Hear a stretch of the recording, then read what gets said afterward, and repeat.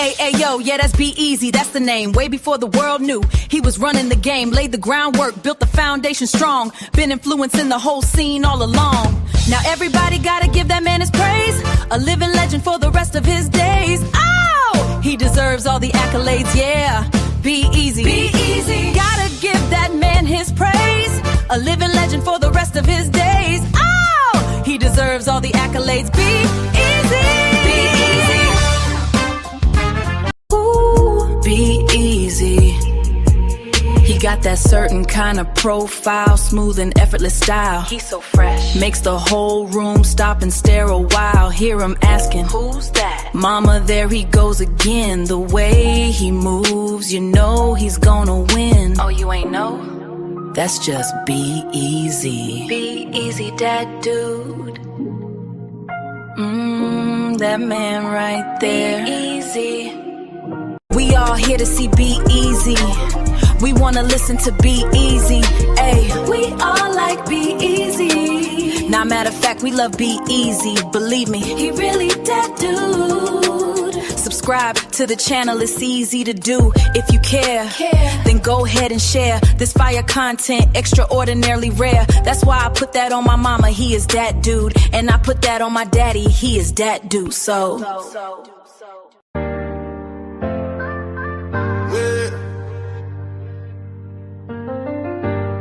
B-Eazy Dat Dude.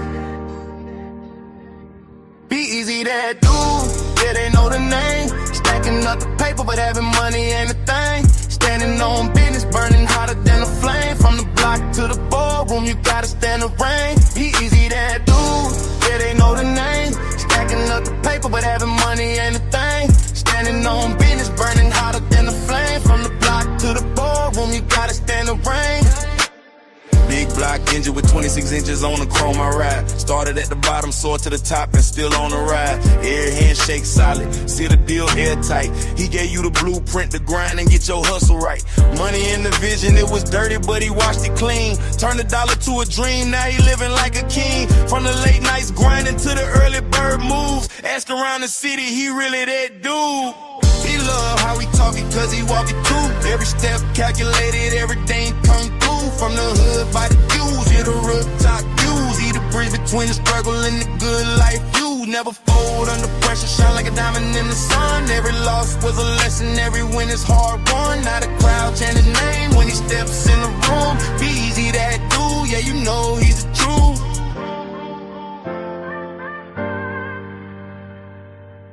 B-Eazy Dat Dude, yeah, they know the name. Stacking up the paper, but having money ain't a thing. Standing on business, burning hotter than a flame. From the block to the boardroom, you gotta stand the rain. B-Eazy Dat Dude, yeah, they know the name. Stacking up the paper, but having money ain't a thing. Standing on business, burning hotter than a flame. From the block to the boardroom, you gotta stand the rain.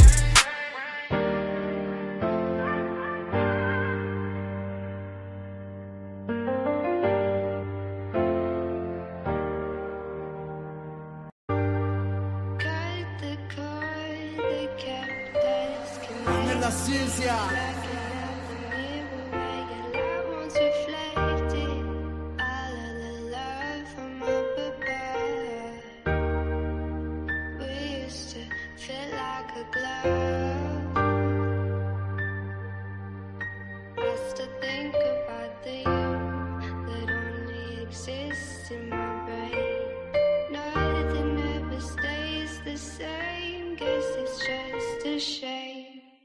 No one to blame. Me, myself, and I still pushing forward, I'm ahead like die. Standing on my flow with my head to the sky. Pass on a bitch, young rip, drop dimes. It's been a rough road, gotta look for the signs. I'm married to this music, so I cook for my bride. Flip out like a skateboarder, look how I grind. It took a long time, but I'm right on time. I'm progressing, that's progressive, I got bars like a correction. Still chasing petty cash, that's a mantis. I want extra, I stop searching for my pops. I hold my nuts just like a checkup. I get physical, I'm copping just like Interpol. I play on words like a syllable. to me the world is fading. Hold this L just like a Laker, like a birthday, my shit caking. It get messy like an apron, I pick out just like some bacon, and I sizzle like it too. Can't forget about you, boo. It feel like we on a loop. Same shit, different day. I don't know what's really true. I get high as I leave hoops. Who gon' give me what I'm owed? Man, I guess nobody knew. And I know that money talks, so what it said is probably true. It's the feeling that I get and the shit I'll probably do to get through or get by. I get fly, cause I'm Jeff Goldblum in my mind. Tell them hoes to fall in line. If you thought I fell off, bitch, I'm back like my spine. Hot as homemade pie, that's the pro rate, ma. I'm a pro, ain't I? Sniff it out like K9s. I'm a thief, it take time to be great, I'm Bayside. I get blue like Kelly Parker. When I'm gone, I left a mark. Tell them fish I'm still a shark. I will embark on this journey till it's finished. In the midst of all this friction, I got vision on my P's like no limit. Like a mouse, now we clicking. I go out for the spinach, that's business.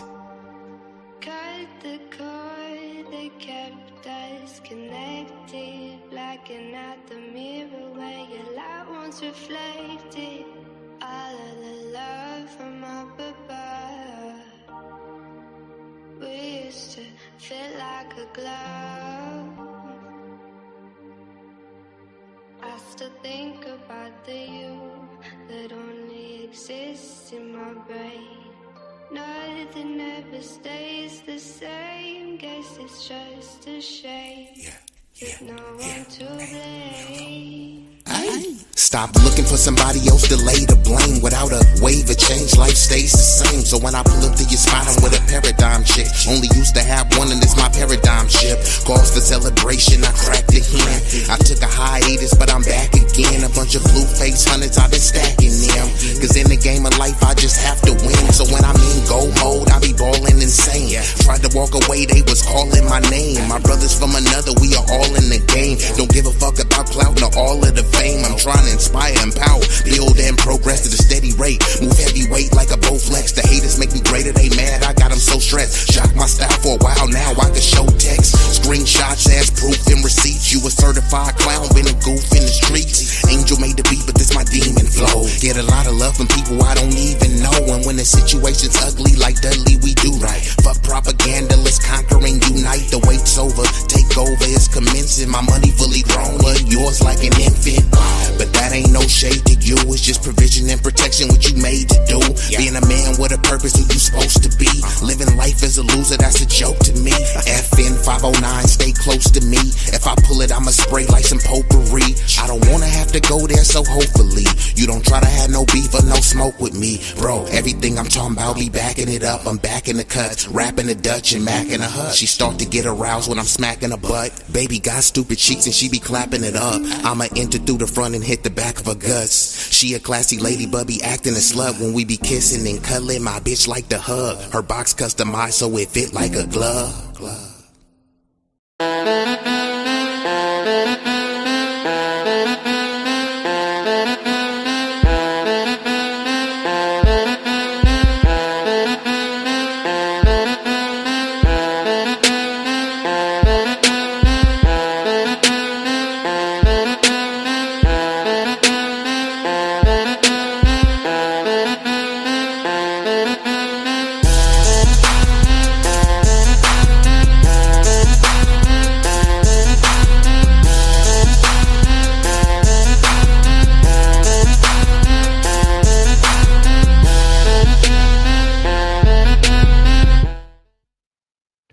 Turn your radios up.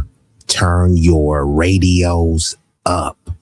Y'all know what this is. Y'all know who this is.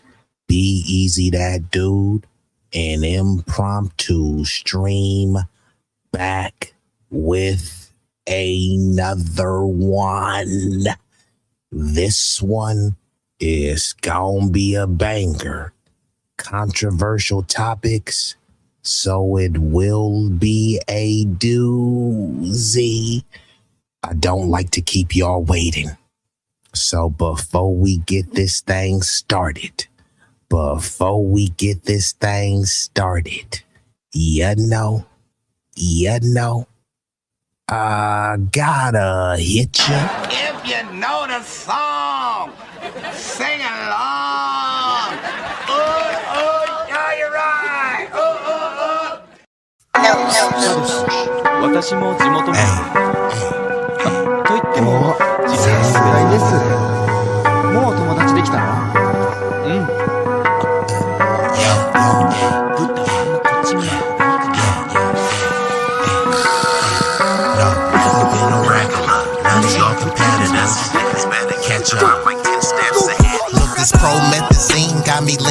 like a cholo in the club. I'm 20 deep. I don't be riding solo. Pull some bad bitches, they vanilla and cocoa. They wanna take some photos when we kick it out in Soho. Chicks is showing tits and popping pussy for my promo. Told them like juvenile, baby, moving for me slow-mo. Then I'm right back to the block, cause I keep getting moto. I be flipping, not shrinking. I don't give a fuck about no ho, no ho. This nigga name ain't D-Lo, but pimpin' these bitches and stacking his green forever be my stilo. This is B-Eazy Dat Dude in the trap making packs smooth. If I ever go broke, then I'm about to pull a jack move. Since a nigga healthy, I don't even gotta worry. With my bitch from Fiji eating tandoori and chicken curry, that ism is really indie. My pimp game international. I design my own clothes, so I be always looking fashionable. Here's a couple facts about me that y'all didn't know. Some of y'all be getting bread, but I be getting bigger, dawg. I got bigger guns and a whole lot of bad. And we are activated. And since Cloudness is getting a little anxious, it's actually 3:49. The show says it starts at 3:50. So I'm actually early. And if you ain't early, then you're late. But before I get into this, we've been joined by some illustrious guests. Chakra King, where you been, bruh? You been in hiding, but salute to Chakra King Black, Roger Meadows, the East Coast finest, Mr. Nassau County, and Roger Meadows. You know what I gotta ask? Where Brooklyn at? But then again, do I really gotta ask it? Because it looks like Brooklyn, the Brownsville bully, Cloudness, 457 in building. So salute to y'all, and it's all good, Cloudness. You know what I mean? I gotta, hey, and right now it's 3:50 on the nose, and we starting on the nose. Bada boom, bada bam. We gonna get right into it, and I'm gonna react to a video from the sister, Sabi Sab, Sabrina Salvati. She's killing it over there on her podcast. It looks like she just crossed 400K subscribers. It seemed like it was just yesterday we were celebrating that she had 100K subscribers, and now she had already put 300 more K on top of that with some change. So salute to Sabrina Salvati, Sabi Sab. She is doing her thing over there. So let me go ahead and pull this up. And as I'm reacting to the video, I will be going back and forth from the view like this, just so y'all know. So this particular video she is reacting to is Don Lemon. Well, the video is titled Don Lemon Interview with Kamala is Wild. Now, I don't support Don Lemonade. He is a sour puss. He is a buck broken bozo. And not because he's dumb. He just plays dumb because he's a corporate shill and a tool for the establishment. So because the mainstream lamestream media kicked Don Lemonade to the curb, Don Lemon wants to try to pretend like he's down with the brothers, he's down with the grassroots, but he spent most of his time on the biggest stages denigrating the Black community, you know, saying simple stuff and tropes that we've heard. Pull your pants up, Pookie. Pick up that trash. All this other type of stuff, right? Don Lemon was on record saying that, hey, when I live in white neighborhoods, there's no trash. But when I live in Black neighborhood, they just throw trash everywhere. Like, and, you know, some will say that's true, but like, what Black neighborhood was he in? And because he was in a neighborhood that allegedly happened, now that speaks for all Black neighborhoods. It's just like I went to some white neighborhoods where a bunch of white people were meth out. So does that mean because the meth heads in this white neighborhood, does that represent white people across the entire country? No, that would be bigoted to say. But suddenly people are okay when you said about the Black community. So that's who Don Lemon is. And we already know who Kamami, the head tether in charge. If Obama is the head, you know, well, Obama is the head tether in charge and Kamami is the tether queen. You know what I mean? Because like Trump said, one day she suddenly just became black. You know what I mean? And whether you believe she's black or not, I don't. But, let's just concede and say that Kamala is black. That would be irrelevant because she's not a foundational black American. And then even if she was, it would still be irrelevant because she says she wouldn't do anything specifically to help the black community. So you know what? I don't give a dang about Kamala Harris. She's done things and advocated for things that specifically help Jewish people. Kamala has advocated and done things that specifically help Asians, that specifically help non-citizens, undocumented people. But when it comes to black people, nope. Can't do anything. That's only for you. So when it's us, everyone has to be able to leech and tether onto our accomplishments, our resources, but everyone else gets to reserve their resources specifically for them. Yeah, those days of us just silently allowing the disrespect, those days are over. So it looks like we've been joined by Red 6 in the mix like Twix. What it did do? Let's get into it. And like Cloudness says, for reals though, Sabby is killing it. Salute to her. She is, she is on top of her game. So let's get into it. And like I said, this is... Are you going there with it? Cloudness, are you being misogynistic? Are you being misogynistic with that? Because some people say the cum swallow Harris, and some people say that she slept her way to the top. And, there's allegations of misogyny. And speaking of Obama, Barack Tether Obama, he said rhetoric like this proved that black men were misogynistic because they didn't want to vote for a black woman. Interesting. And somehow that was supposed to motivate us. Obama going and wagging his finger at us was somehow supposed to motivate us to vote blue no matter who. Let's get into it.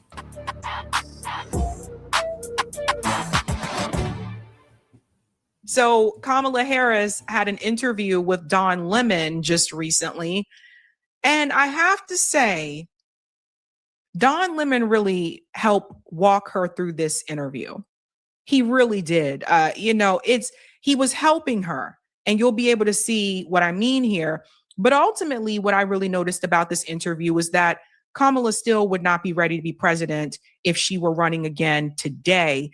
And then also, there seems to be no accountability for Kamala when she's doing these interviews. So while she avoided many of these podcasts during her presidential campaign in 2024. And just to be clear, you can watch this video uninterrupted on Sabby Sab's channel. I will have to pause it, etc. So I make the content transformative and so that it's not inauthentic. So I will be bouncing back and forth from the screen just like that. So just to let y'all know. And Roger says, she had sex with a frog from Courageous, cat and Minute Mouse named Willie. I believe you're talking about Kamala Harris. She threw the curry cat around and got to the top. She was throwing around that Punjabi, that Punjabi punani. Let's get into it though. She was busting it open, with the biryani booty. Let's get into it, though. She is appearing on some of them now. And let's see what she said here when she brings up, this is really sad, but she brings up Juneteenth, and it's what she connects it to that really bothered me. Listen to this. Juneteenth is a day for us to not only reflect and remember history, but to then think about how that translates to where we each are in this moment as part of that legacy. And part of the way I think about it is that Juneteenth. And just to be clear, Kamala, you're not a part of that legacy, right? And this is where the thing, and unfortunately, many of us have had our head in the sand, and others, we've just allowed the disrespect, the culture vulturing, the cultural leeches and vampires to just be tethering for too long, right? I commend the people in Haiti or Haiti who stood on business during 1804, right? And some people like to fixate on 1804, but they don't like to talk about the sellouts. They're like, hey, we was the first free black nation. We was the first free black nation. We was the first free black nation, right? They say that until they're blue in the face, some of them. And then they don't tell you about how the first free so-called black nation was sold out by their own people. You see what I'm saying? So I'm not going to try to leech and tether on to and say, hey, look, because some Haitian descendants stood on business in 1804, this is our history and our legacy. No, it's not. It's Haitian history, and it's part of the Haitian legacy, which is something that's very prominent and rich for their culture. Not everyone, because they have a certain level of melanin, should be trying to claim the liberation of 1804. But if you are going to tell that story, you need to tell the whole story. Don't just tell me the liberation part. Tell me the treacherous and the treasonous part of their own people selling them out. Right. So when we're talking about Juneteenth is about America. Juneteenth has nothing to do with the Caribbean. It has nothing to do with Africa. It's about, for one, the country of America, and then the state of Texas, and then the city of Galveston. But because we're foundational Black Americans and we're on code, when you stand on business for an American city, an American state, in the country of America, since we are foundational Black American freedmen, we uplift and uphold that. That's our legacy here in America. Now, everyone could marvel at it. Everyone could participate in the holiday. Everyone could partake in it. But the days of people just tethering and saying, because you have certain level of melanin, we did this and this is our legacy in us. Like, huh? When'd you start speaking French? But we've been joined by Mr. 350, the big block boat rider. Big rig slaps. What it did it do? And Cloudness says, I'm sick of this drunk B-I-E-I-E-I-itch. Bro, brace yourselves, because this one will be a doozy. I got some stuff cooked up for you. And JF says, America. Salute to America. You said Trump doesn't need a presidential library. He or his dumb cult followers can't read. So here we have someone suffering from Trump derangement syndrome. And this is a B1 space. It's specifically, let me correct that. This is a F1 space. Freedmen first, and to be more poignant, FBA1. Foundational Black American first space. Now, I'm an American, so I love my country, and I'm a humanitarian, so I love everyone. However, I have to put my community first. I have to put my country first. I have to make sure we're straight so that we can continue to help, uplift, enrich others like we always have done. Now, you coming in talking about Trump. I don't support Trump. I didn't vote for Trump. Just as well as I don't support Kamami. Didn't vote for her. I didn't vote for Biden, and I didn't vote for Obama. Both parties are the same. Two cheeks on the same booty, two fangs on the same viper. So as much as you saying Trump doesn't need this, Trump doesn't need a presidential library.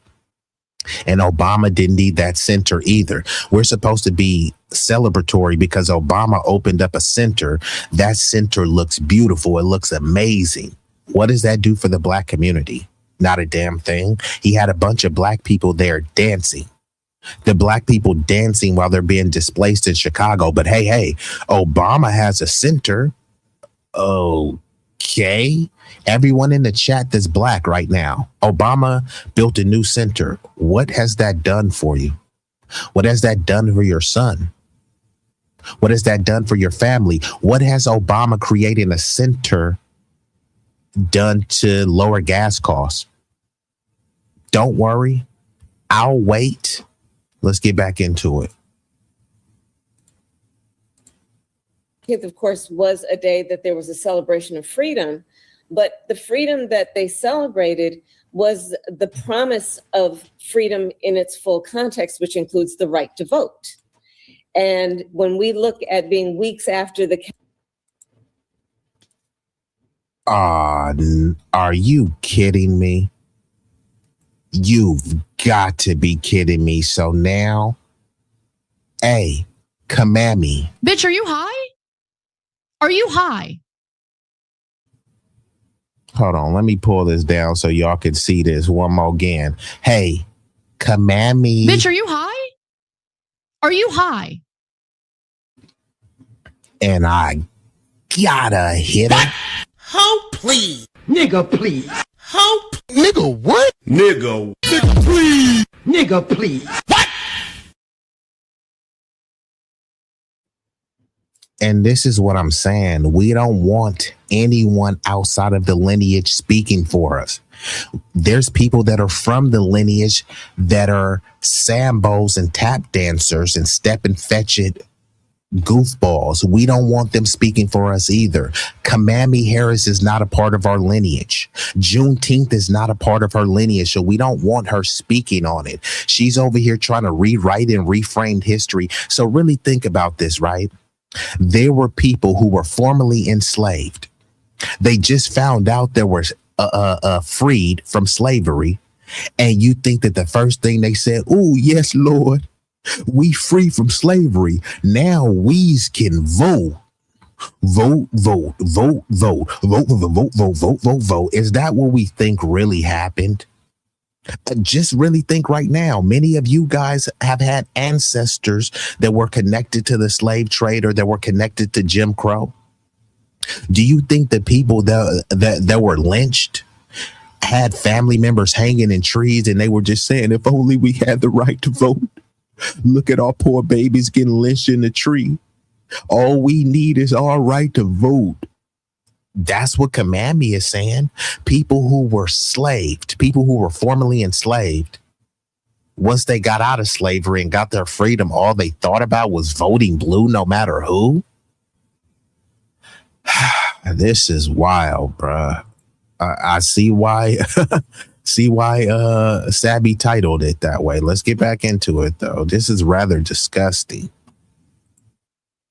Part of the way I think about it is that Juneteenth, of course, was a day that there was a celebration of freedom, but the freedom that they celebrated was the promise of freedom in its full context, which includes the right to vote.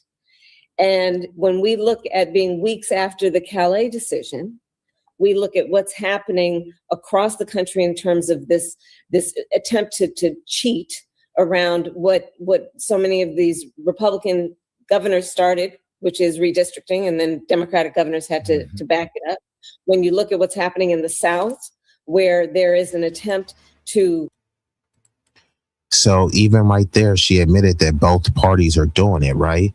But she's just saying the Republicans started it, which is a lie. They both have the redistrict, and the Democrats, including Jim Sambo Clyburn, he worked with the Republicans to redistrict so that he would be the kingmaker and the only kind of reigning black politician in South Carolina. So the Democrats have always done redistricting. Even in the 90s, Bill Clinton and some of these other people, they did redistricting to disenfranchise the black community while they pretend like the black community is their backbone. So right there, she admitted it. Yeah, the Republicans did a redistricting and it was bad when they did that. So the Democrats had to do redistricting. Hold on, but we only did it in response to the Republicans. So make sense. The Republicans redistrict, but that was bad. And then the Democrats did the same thing, but that was good. Redistricting is bad when the Republicans do it, but it's good when the Democrats do it. Yeah, it's good when the Democrats do it because the Democrats did it in response to the Republicans. Make it make sense. You can't, because it doesn't. Both of these parties do the same thing. Really marginalized black voters, black and brown voters in many of those states.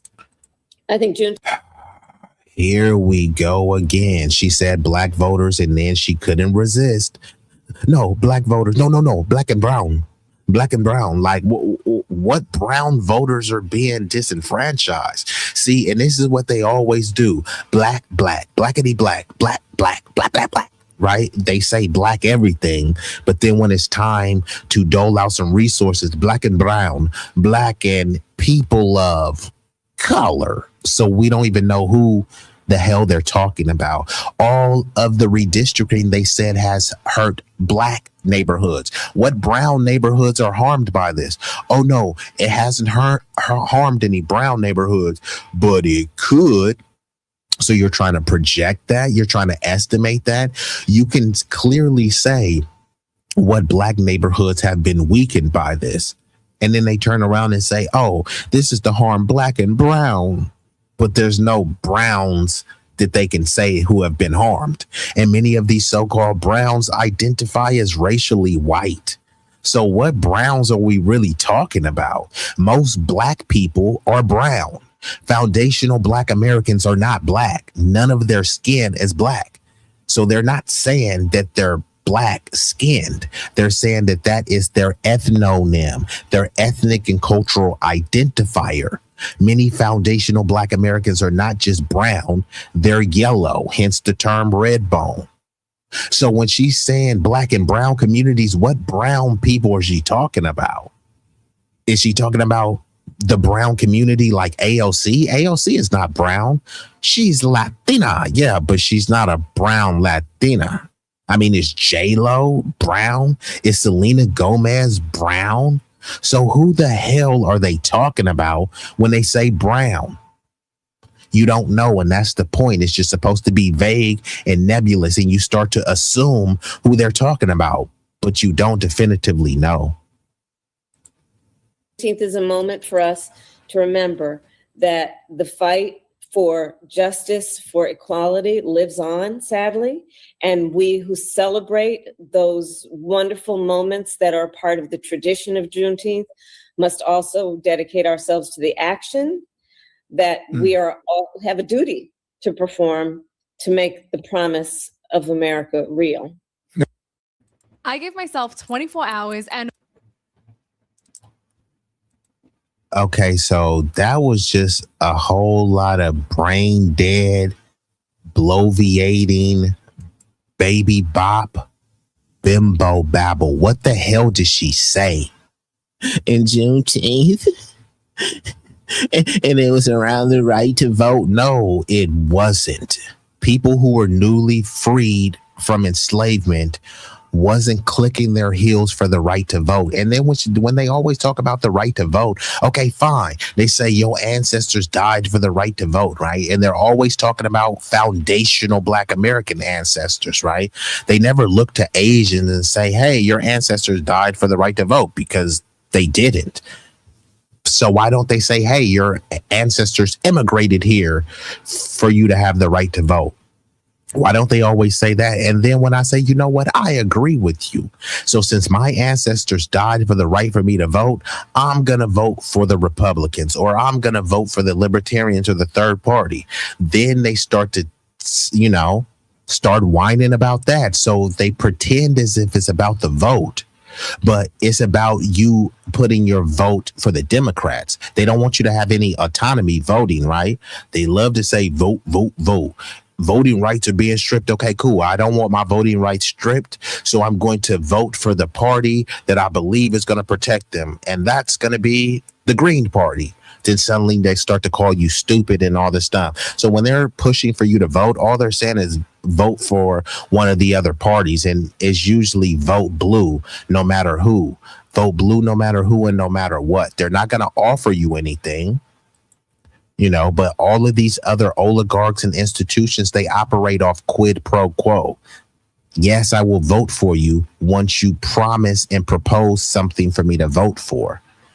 But all they want you to vote for is symbolism and things that you didn't ask for. Hey, we erected a George Floyd statue. No one was asking for that, though. So who was that for? Oh, move out the way, Dawn. Here's the problem, right? So he was asking her about Juneteenth, just happened on Friday.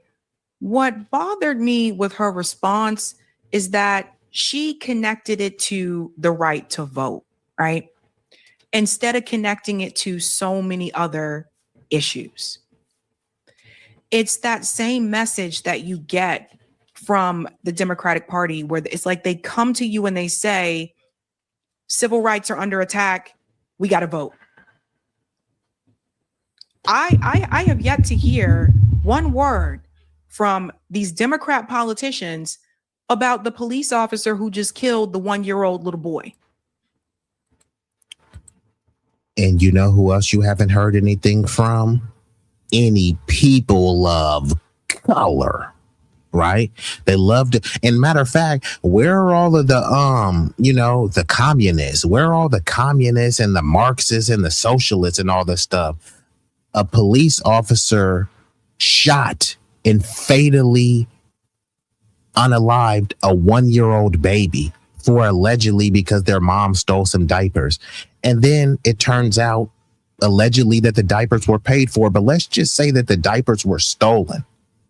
All of these pro-life people are willing to be silent when a rogue cop chimps out and shoots a young, beautiful 1-year-old over some alleged stolen diapers. Stealing diapers is not a death sentence, right? None of the lefties are talking about it.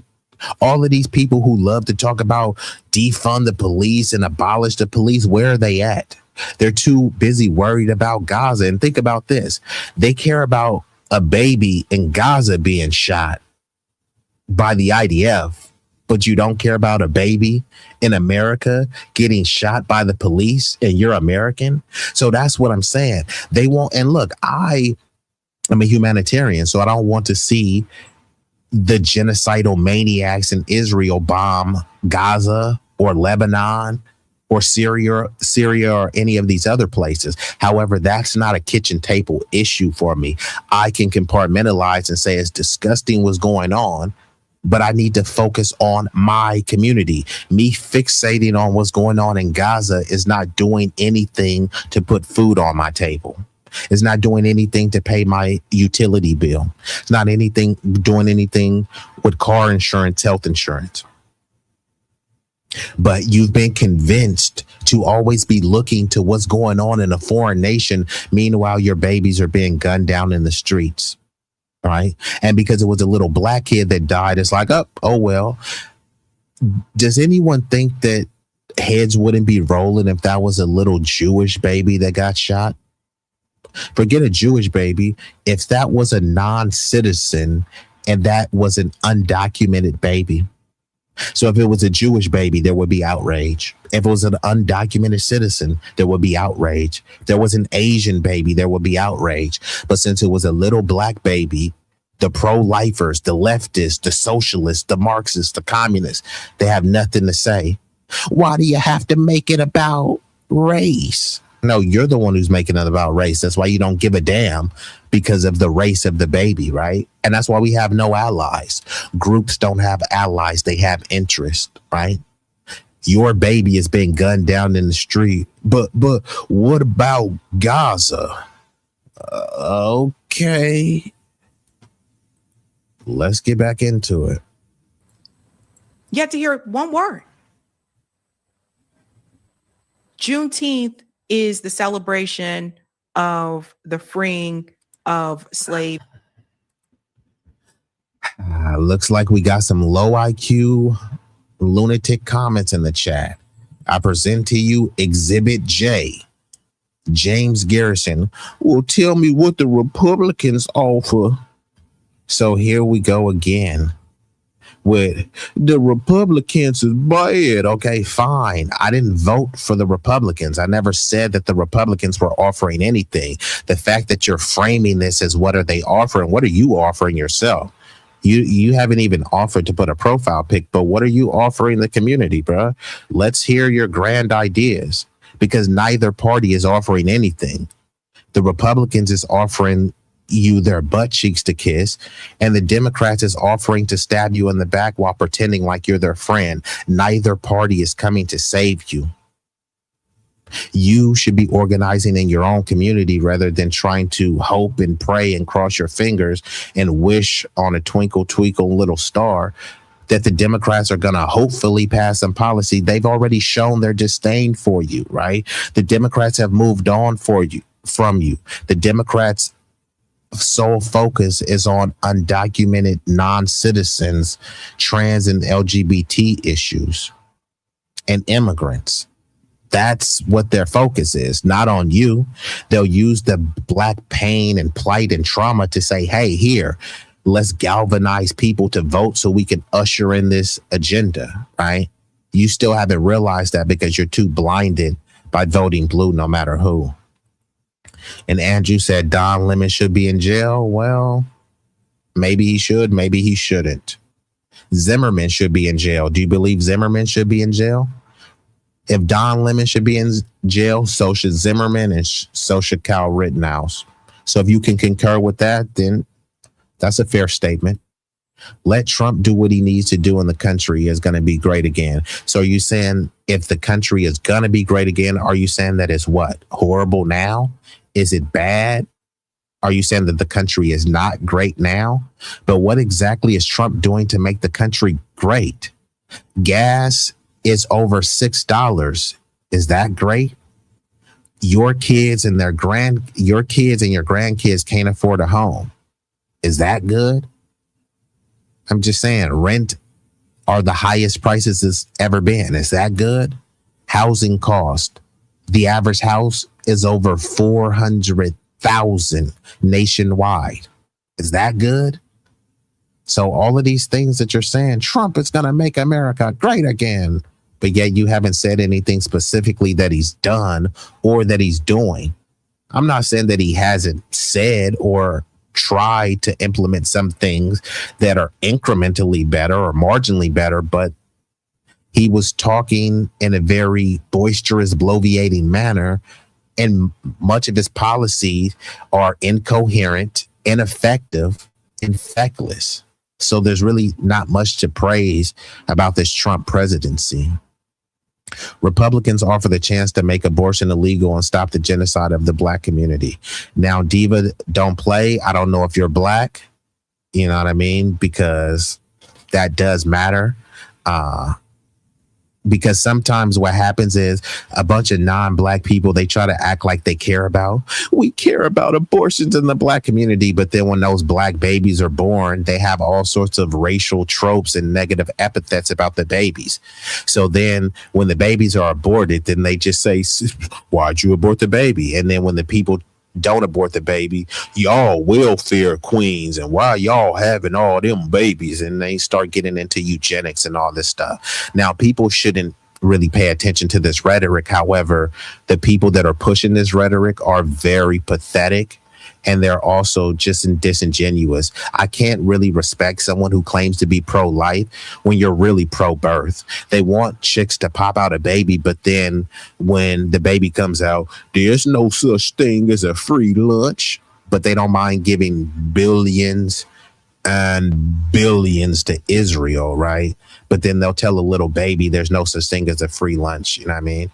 So many of these pro-life wackos who pretend to care about abortion in the Black community, I mean, you got to get your act together. But I am vehemently against that as well, you know, because there is a form of eugenics. Someone crosses the border and they're like, here, we'll help you have a baby. And then in the Black community, it's like, here, we'll help you abort your baby. So that's something I can't respect. But we've also been joined by the hardest working mod on YouTube. Vibrant, where you been? Where you been? Salute to Vibrant Lowell. The SAVE Act will show people that there's not as many Dems in the country as there is Republicans. That's why they don't want the SAVE Act. Well, Barney, salute to Barney. I think people are getting too fixated on these teams. The Republicans don't give a hoot about you, Barney. So people are willing to crash out. Like, people love to talk about the Crips and the Bloods, but the two most prominent gangs in America, there's three prominent gangs. The biggest, baddest gang is the Boys in Blue, the law enforcement. After that is the Republicans and the Democrats, right? Who do you think is more powerful, Crips or Republicans? Who do you think is more powerful, Bloods or Democrats? The Crips and Bloods don't have a political apparatus behind them. They don't have lobbying efforts, oligarchs, and plutocrats, that they can call at the drop of a dime. So these are the gangs that are running the country, and people be kind of gang banging over politics, but neither party cares about you. You see, both parties are selling you out. They care about power, and all power respects is other power and violence, right? You can't go try to read a bunch of Bible scriptures and say, you guys are bad. The teachings in the scriptures say you shouldn't do that, right?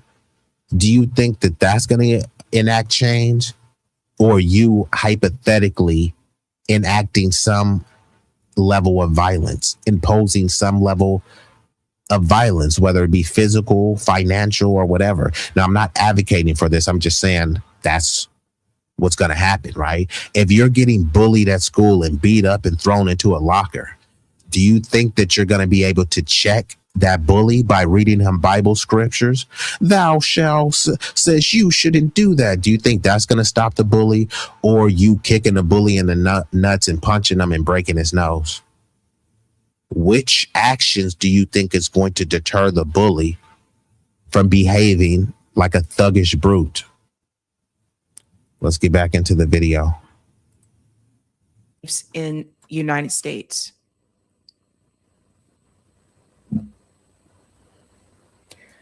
Her focus for that is the right to vote. See, this is why, and I hate to go there again, but this needs to be said. So, first of all, of everything that has happened from chattel slavery, everything that happened with Jim Crow laws in the South, which my family is very familiar with because that's where my family is from. Her family is not. You see the difference with making that connection? With everything that happened with redlining, with the war on drugs, with mass incarceration, all these other things that you could mention, she connects it to the right to vote. And then when we talk about the right to vote for who? Because my right to vote chose to be a third party candidate,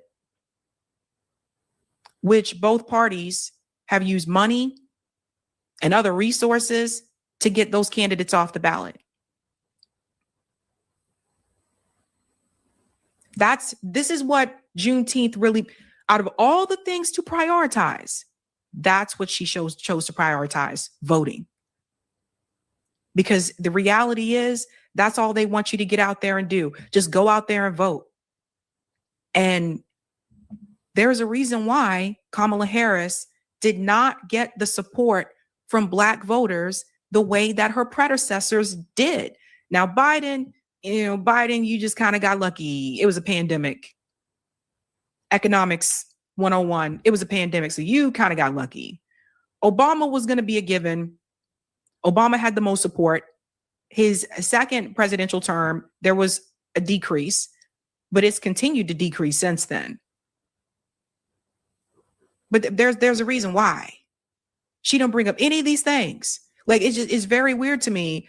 And FM says it here: not reparations, not anti-Black hate crime bill, no vote that. Right. All the other things that she could have connected with Juneteenth, her thing was vote. And this is why we don't want these people speaking for us, because they are culturally disconnected from us. Just because they have a few drops or one drop of melanin, we have to stop pretending we all Black and we just the same and we all came from the motherland. No, we didn't. And Kamami, Miss Bathtub Collard Greens, she doesn't speak for us. And we've been voting. And you didn't deliver. The Democratic Party. And again, they keep saying your ancestors fought and died for the right for you to vote. Okay, I voted. What did I get for it? Oh, shut up, nigga. Just keep voting blue no matter who. Okay, we've been doing that.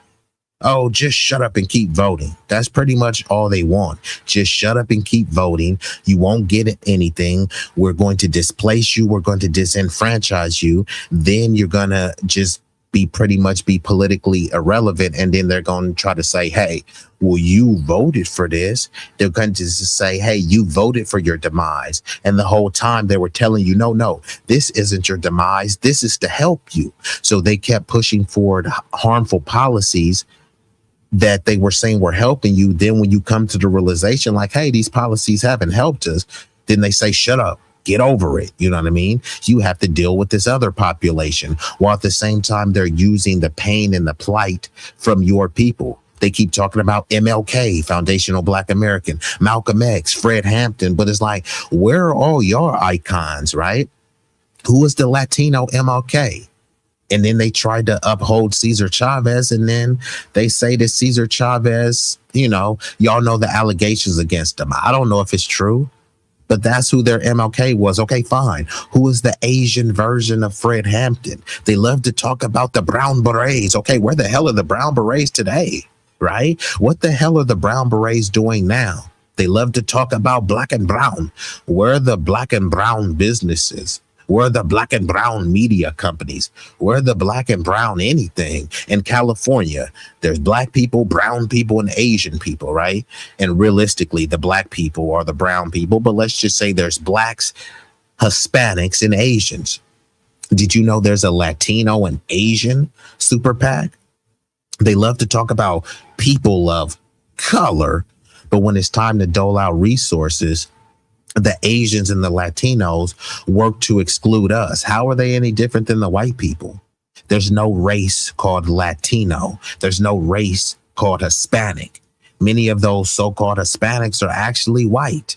One day they're white and they're Latino. And I always tell you, think of it like this. Y'all know who Cameron Diaz is. Cameron Diaz is a white girl, but she's not just that. She's a white Latina girl. And you know what? There's nothing wrong with that. The only issue is the anti-blackness. They love to say, oh, we all need to come together. Then you need to come together by stop being anti-black. We are the ones inviting everyone. We're the ones saying, come to the cookout. We're the ones saying, hey, you can do that dance. Here, we'll teach you. Hey, you can say nigga, as long as you don't add the hard ER. You know what I mean? Like, we have been the most inclusive, the most inviting, and all these other groups have been exclusive. And I'm not talking about every single person. I'm not talking about an individual. I'm talking about the collective. And that's when people try to play these games. Hey, I'm not anti-black. Yeah, but you know your dad is. And you're not going to stand up to your dad. So you're kind of complicit with what your dad thinks because you love your dad. And no one is telling you to go against your dad. But we're saying to stop pretending that what I'm saying is a fallacy. It's like, we don't have racial slurs for these other groups. Now I'm advocating that people should be calling other people who use black racial slurs, call them a slur too, because all slurs matter, right? Like there wasn't no gun to people's head forcing them to call us pinche mayate, right? That's a conscious choice that you made, right? Even if you think about the slurs for the other groups, whether it be wetback, goop, chink, all these other ones, we didn't come up with that. So the people who didn't come up with the slurs, you're mad at us. But the people who did come up with the slur about your group, you're bending over and spreading cheeks for them. Make it make sense. And we've been joined by none other than Tara Sanchez. Hola, amiga. Let's get back into it. He has not been delivering. No one was ready for what just happened. So let me let this advertisement go. So this is something, I know sometimes people say, well, no, we all gotta, we should not like focus on whether or not someone is, a descendant of slavery, and if they're not, and if they aren't.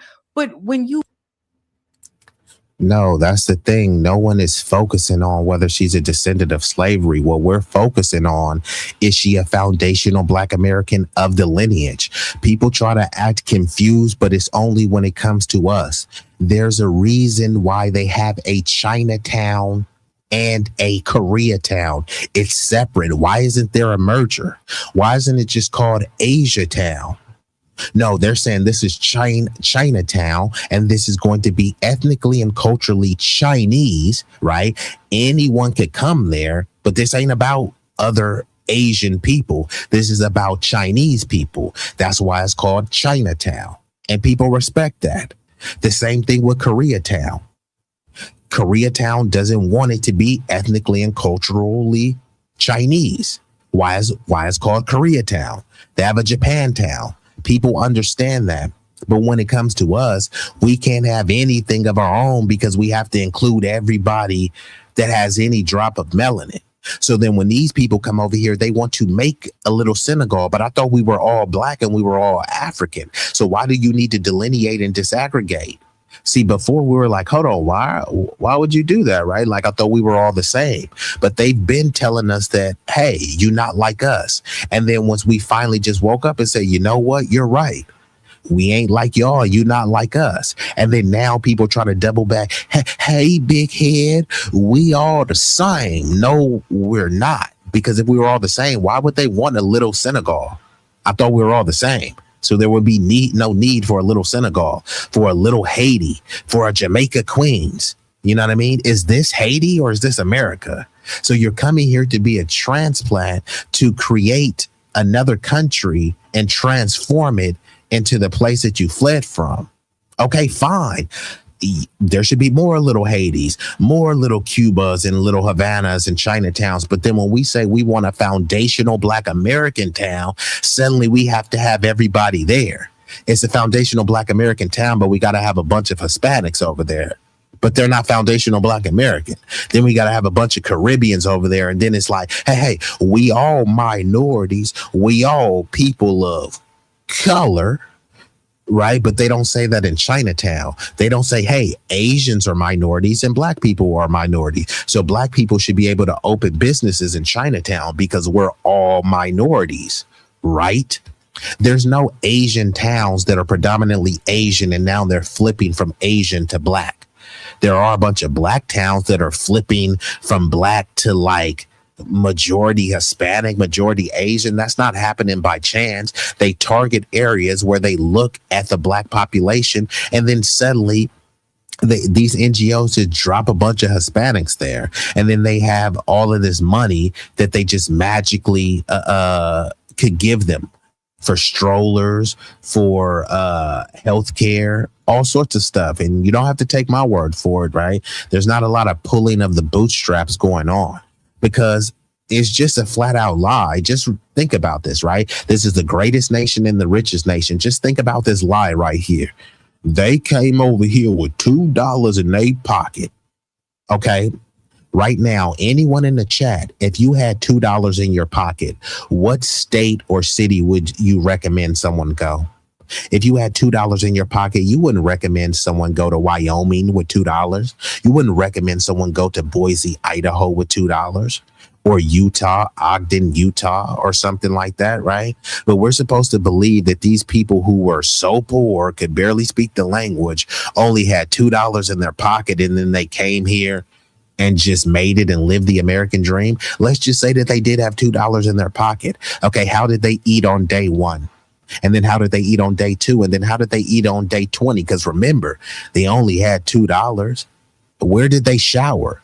Not only where were they eating, where did they shower? So just that debunks all of the pull themselves up by the bootstrap. Then you see that they had sponsors. Oh, if someone is sponsoring you, that's not pulling yourself up by your bootstrap. That's a whole infrastructure for someone to help you and aid you. And there's nothing wrong with that. It's just like, why are you lying about it? You know what I mean? It's, rather pathetic. When she makes statements like this, yes, that does matter. And the reason why, notice she didn't say what I said. And there is something about having that connection. She does not have that connection that my family has to the Deep South. She doesn't have that connection that my family has with the Great Migration. And so for her and her mindset, it's just, oh, well, the right to vote. That's part of the problem. Let's get to the next part. She goes on to talk to Don even more. And as I said, like, you can tell he's kind of walking her through this interview. Here's a good example. Can that be reversed, though, by, let's say, whoever's in office in 2028? Can this be reversed? Will the people who are being unfairly targeted, will they have any recourse, or will everybody just be pardoned? And do you think the next president should try to at least rectify some of that? Because some folks are saying, I hear about on the Democratic side, Madam Vice President, say, well, we need to focus on the business of the American people and not on, fixing what Donald Trump broke, so to speak. I'm paraphrasing here. But I think we can do both. I'm not a politician, but I think that the people who deserve to be prosecuted or whatever it is for misusing the Justice Department and abusing, I believe, American citizens and American politicians, or whether you want to say political rivals or whatever, I think that they should face, some sort of justice. Pause. See how he walked her through that? Right? He said, I think they should face some sort of justice, right? Now listen to what she says. Oh, well, I absolutely believe that. And I believe that there should be there should be accountability. But how does that look like in a legal? And this is the hypocrisy. Oh, yeah, I agree with that. And like Sabby is saying, like this is just a softball interview, right? And that was just a layup for her. And then she says, I think there should be accountability. How is she going to call for accountability when she hasn't taken any accountability? She went on a book tour blaming people, blaming Biden and throwing other people under the bus. But what accountability did she take? Speaking of accountability, what accountability did Don Lemon take? Don Lemon got kicked to the curb. He got a little bit too big for his skis. They demoted him. He had his own primetime show and they demoted him, where he had to share a channel with two Karens. And I think they promoted them and gave him the boot, and then he got paid still. He still got a nice severance package where he was paid millions and millions. But what accountability did Don Lemon take for all of the disgusting things he said about the Black community? So this whole accountability thing is just a complete and utter farce and a contradiction. Neither of these two stooges have taken accountability. So Trump is not going to take accountability because he's a liar, just as well as Biden didn't. What accountability has Obama take? What accountability has Don Lemon or Kamami ever taken? They haven't. So they're wagging and pointing their fingers at other people, talking about accountability that they've never really had. And then when people try to attack them or hold them accountable, it's like, oh, you're only doing that because Don Lemon's gay. Or you don't like Kamala because she's a Black woman. No, I don't like her because she's a liar. And especially for people in the highest roles of power. And see how he's helping her? So let me tell you, there's a little trick, right? Like if it's somebody you really like, all right, I'm spilling the beans now. If it's somebody you really like, and you're interviewing them and you think they may struggle in certain areas, there is this thing where you can kind of lead them and walk them through, like what Don Lemon just did. And she's talking about, oh, absolutely, I think they should pay a price. How? What does that look like? What does the legal thing look like? You see, before she even finished saying what she was saying, so he's helping her. This is why I say she's still not ready. And then, some people came to me and they said, well, Sabs, you guys were too hard on Kamala. I'm like, are you guys listening to what Kamala's saying? Like, This is what I'm saying. Like, and for the people who say that Sabs is too hard on Kamala or Kamami, let me refresh your memory on who we're dealing with.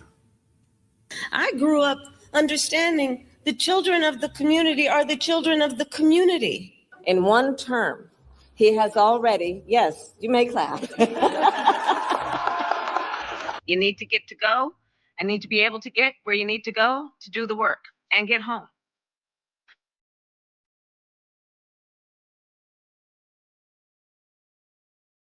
We did it, Joe. You're gonna be the next president of the United States.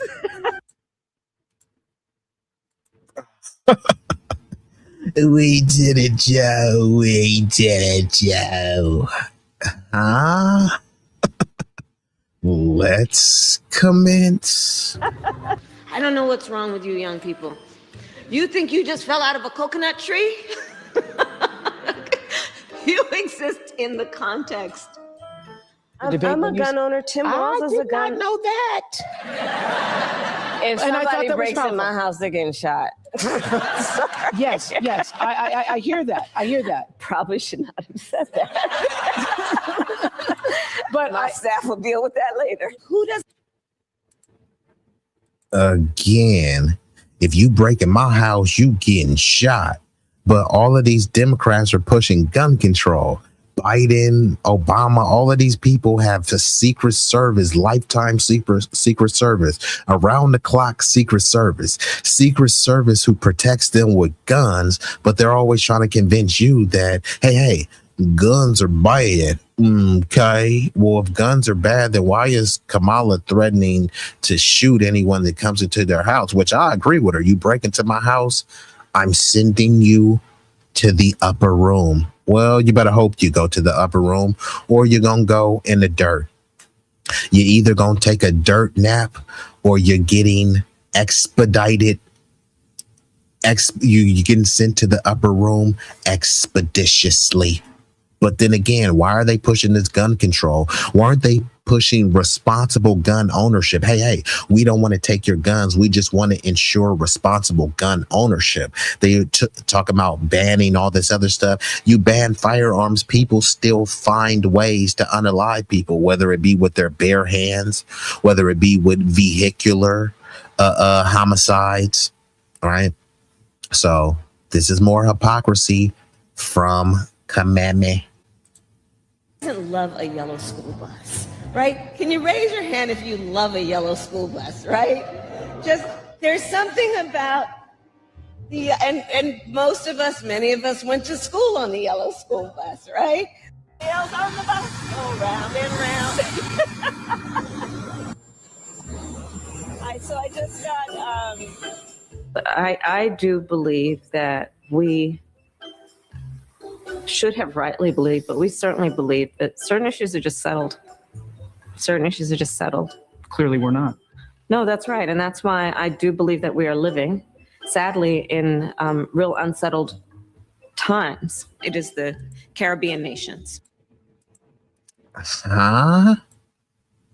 What the hell is she talking about? Bitch, are you high?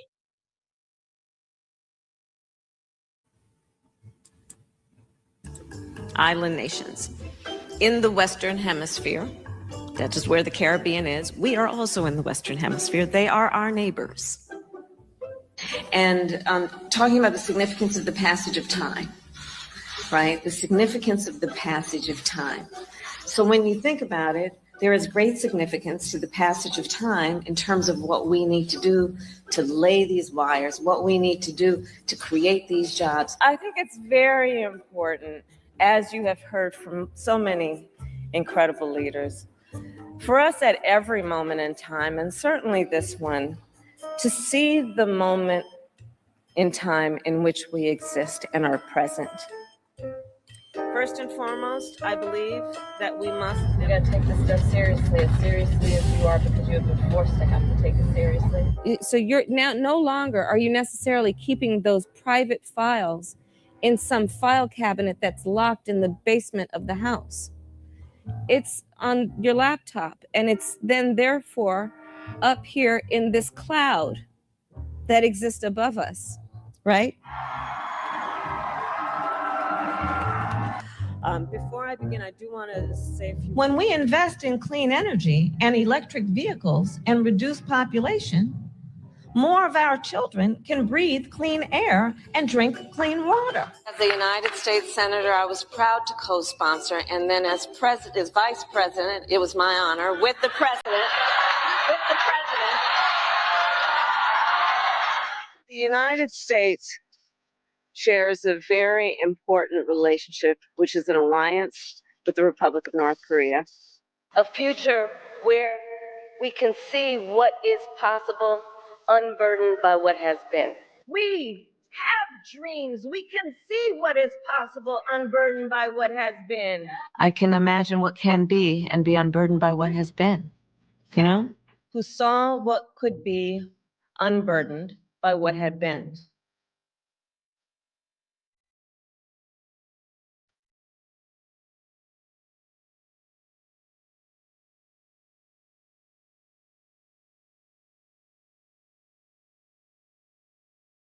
I love Venn diagrams.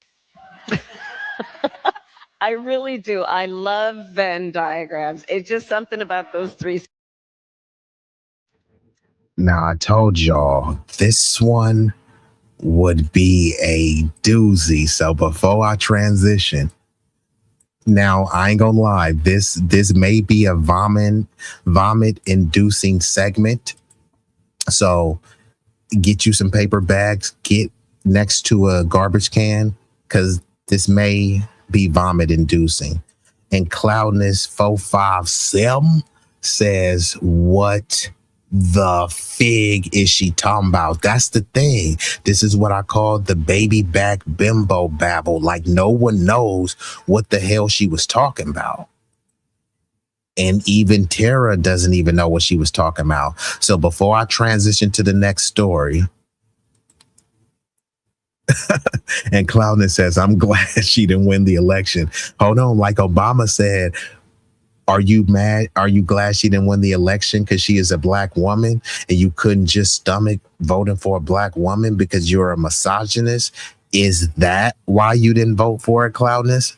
Let us know. But you know, some people are mad at Kamala because they say, oh, well, just let Kamala be joyful, right? What's the issue with her always being joyful? Well, when you're running for the president of the United States, what they call the leader of the free world, and you're always laughing or excessively laughing, yeah, people start to take you unserious. So we've been joined by the Florida fam, sunlight from the Sunshine State, shining brighter than a diamond in a building. Salute to sunlight. Sunlight, like I said, this may be a vomit-inducing segment. I'm about to transition into the next story. But before I do, I gotta remind you why you didn't vote for Kameme. I keep forgetting I'm president.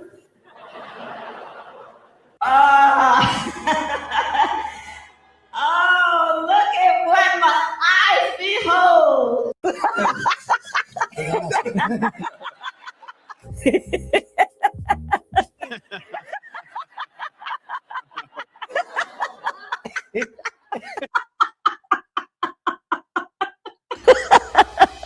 So I decided I was going to start prosecuting parents for truancy.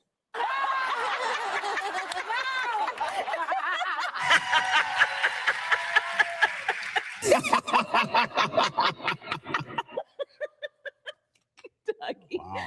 Diminish the mentally retarded action of this guy. Well said. Okay, I won't call you Auntie. Fine. So my point is, It was a debate. It was a debate. Yeah. Well, actually, not. If you don't go to school, Kamala's going to put you and me in jail. Hip hop. Cardi B. Hanukkah, Passover. ooh. The sun is shining and the rain. seeing the value of educators when they had to bring their kids. We had a great steak dinner together.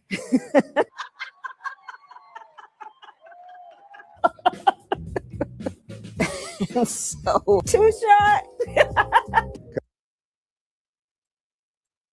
So I know some of y'all are sick and, you probably had to run to the bathroom to throw up. But that was going to be your president. And Sunlight says Kamala is so black with her unwavering support of Israel. Israel denies chattel slavery was America's worst atrocity against humanity. How black is that? Yeah, I mean, she's not black. Not according to me. And even if she was black, because people try to fight, no, she is black. And, they try to push the one drop rule. So I say, fine, let's just concede and say that she is black, which I don't think that she is, but let's just say that she was, hypothetically. Being black doesn't give you a pass. Jesse Lee Peterson is black and he's a Sambo. Officer Tatum is black and he's a Sambo. So just simply being black, Anton Kuntan Daniels is black, Charleston Kunston White is black, but they're a Sambo. So simply being black doesn't give you a pass to be anti-black and bigoted. So I don't give a fig Newton if she is black. She's not a foundational black American and she's not Freedman. And even if she was Freedman, I would be holding her to a higher standard. The days of just simply having a certain level of melanin and say, hey, we all black. Okay, well, if we all black, then why ain't you standing on business for the black folks? And like we've been joined by the illustrious, the infamous, the notorious Shakim Ra in building. And like he says, all skin folk ain't kin folk. No. And this is what we got to stop doing, right? An orange and a tangerine look the same. An orange is not a tangerine. An orange looks like a grapefruit.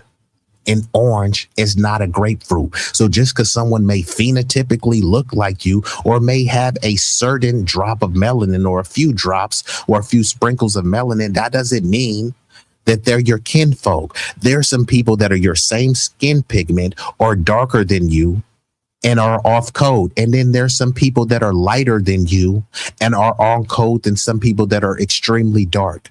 There are some black people that practice black love and they're married to other black people, but it's two black Sambos and two black raccoons. And there's some black people that are married to white people or Latinos and they stand on business for their community. I don't look and just say, oh, someone's together and that's beautiful. That's black love. That's black love of two raccoons. That's nothing to celebrate. I would rather celebrate a black dude with a white wife who's standing on business for the community rather than two black people married to each other and they both cooning. That's black love. No, that's black coonery. And we've been joined by Last Call, Mr. Midnight Soul, chatting from an undisclosed location in Northern America. And shout out to Big Rig. I didn't even know you were still here, bro. Salute to the fam and salute to Shakim. I know Shakim been over there going in. Obama, and I'm glad you put the quotations, Obama being the first black. Well, let's be specific because this is the information age. Obama was the first biracial Kenyan American president. Salute to the Africans. Salute to Kenya. Salute to the biracials. It's funny because if y'all need me to, I will pull it up. Obama called himself biracial. His wife called him biracial. But then when you call Obama biracial, there's colorism.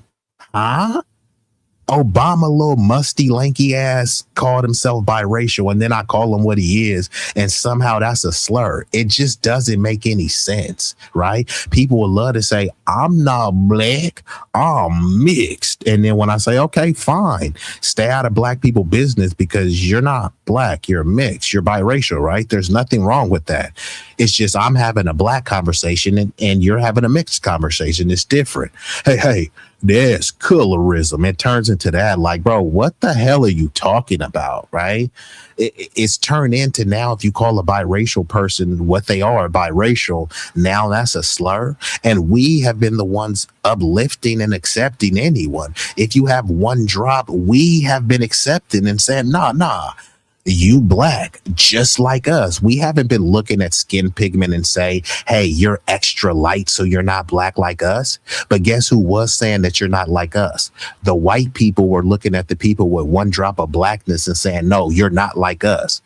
And then since they get rejected from the white people, and then some black people may clown them, then they try to talk about colorism and all the stuff. Colorism, you know what colorism is? Colorism is another aspect of white supremacy, because when they talk about colorism, what is the color that people are worshiping? Lighter and whiter colors, because it is part of white supremacy. You can't try to detach colorism from white supremacy. People try to act like colorism, racism, and white supremacy is something different. No, these are aspects and features of white supremacy. Racism is an aspect of white supremacy. Colorism is an aspect of white supremacy, which is why when people are trying to color themselves, right, they're not really trying to color themselves darker. Most of the times they're trying to color themselves lighter. And really think about this. Now that I think about this just came off the dome. Think about the white people, right? What are they trying to do? They're trying to get darker. Once you get a tan, you're not getting a tan to get lighter.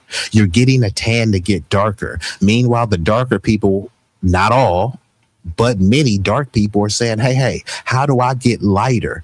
I need to get lighter like the whites, and the whites are trying to get lighter, right? It just doesn't make any sense. There's people who are actually the same pigment as white people or even lighter, and you're calling them people of color. But what color are they?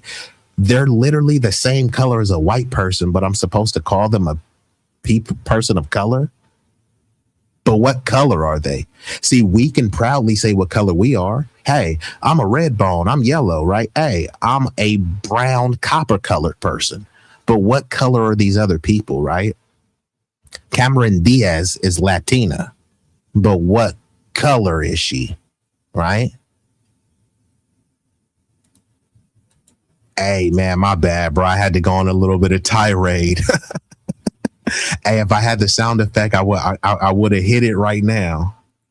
And Shakim says, which inadvertently proved that having a black president, black vice president is simply not enough to eradicate. And that was my whole point. So like I said, let's just say Obama was the blackity black. He was a freedman. It doesn't matter if he's not standing on business for his community. Every other group recognizes. What is the point of having a Jewish representative, but he's not standing on business for the Jewish community, right? They would be rejecting that person. But somehow we're supposed to praise a person who has a little bit of melanin. But what did he say? I ain't the president of Black America. I'm the president of all America. But when he's talking about uplifting his legacy, he's not going to all of America. He's going to Black Americans, telling them to protect his legacy.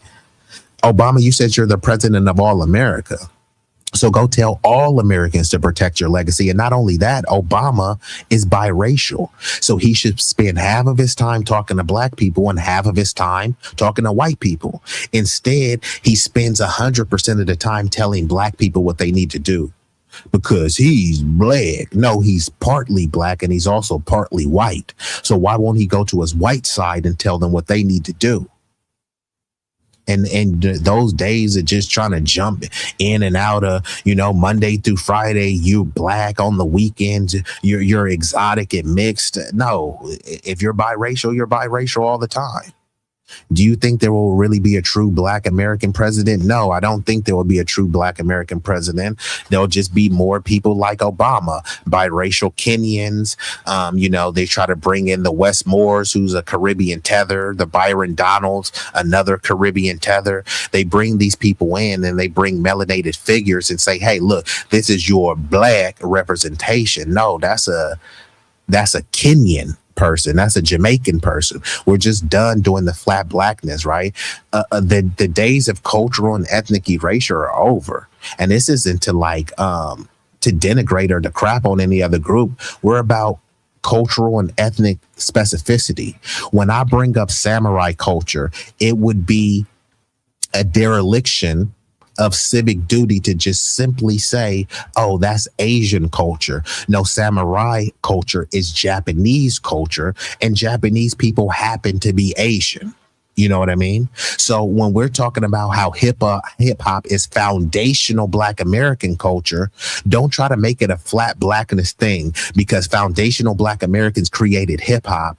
That means that someone in Sierra Leone could take credit because, hey, they have the same level or a similar level of melanin as you. So someone from Ghana could claim foundational Black American hip hop because we all Black.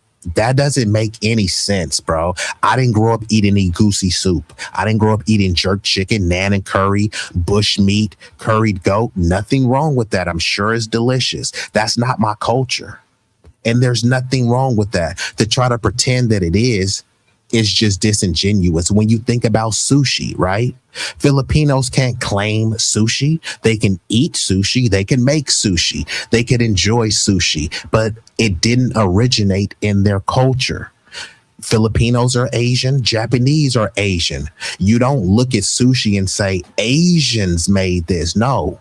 The Japanese people who happen to be Asian made this, right? The Black Jamaicans made jerk chicken, right?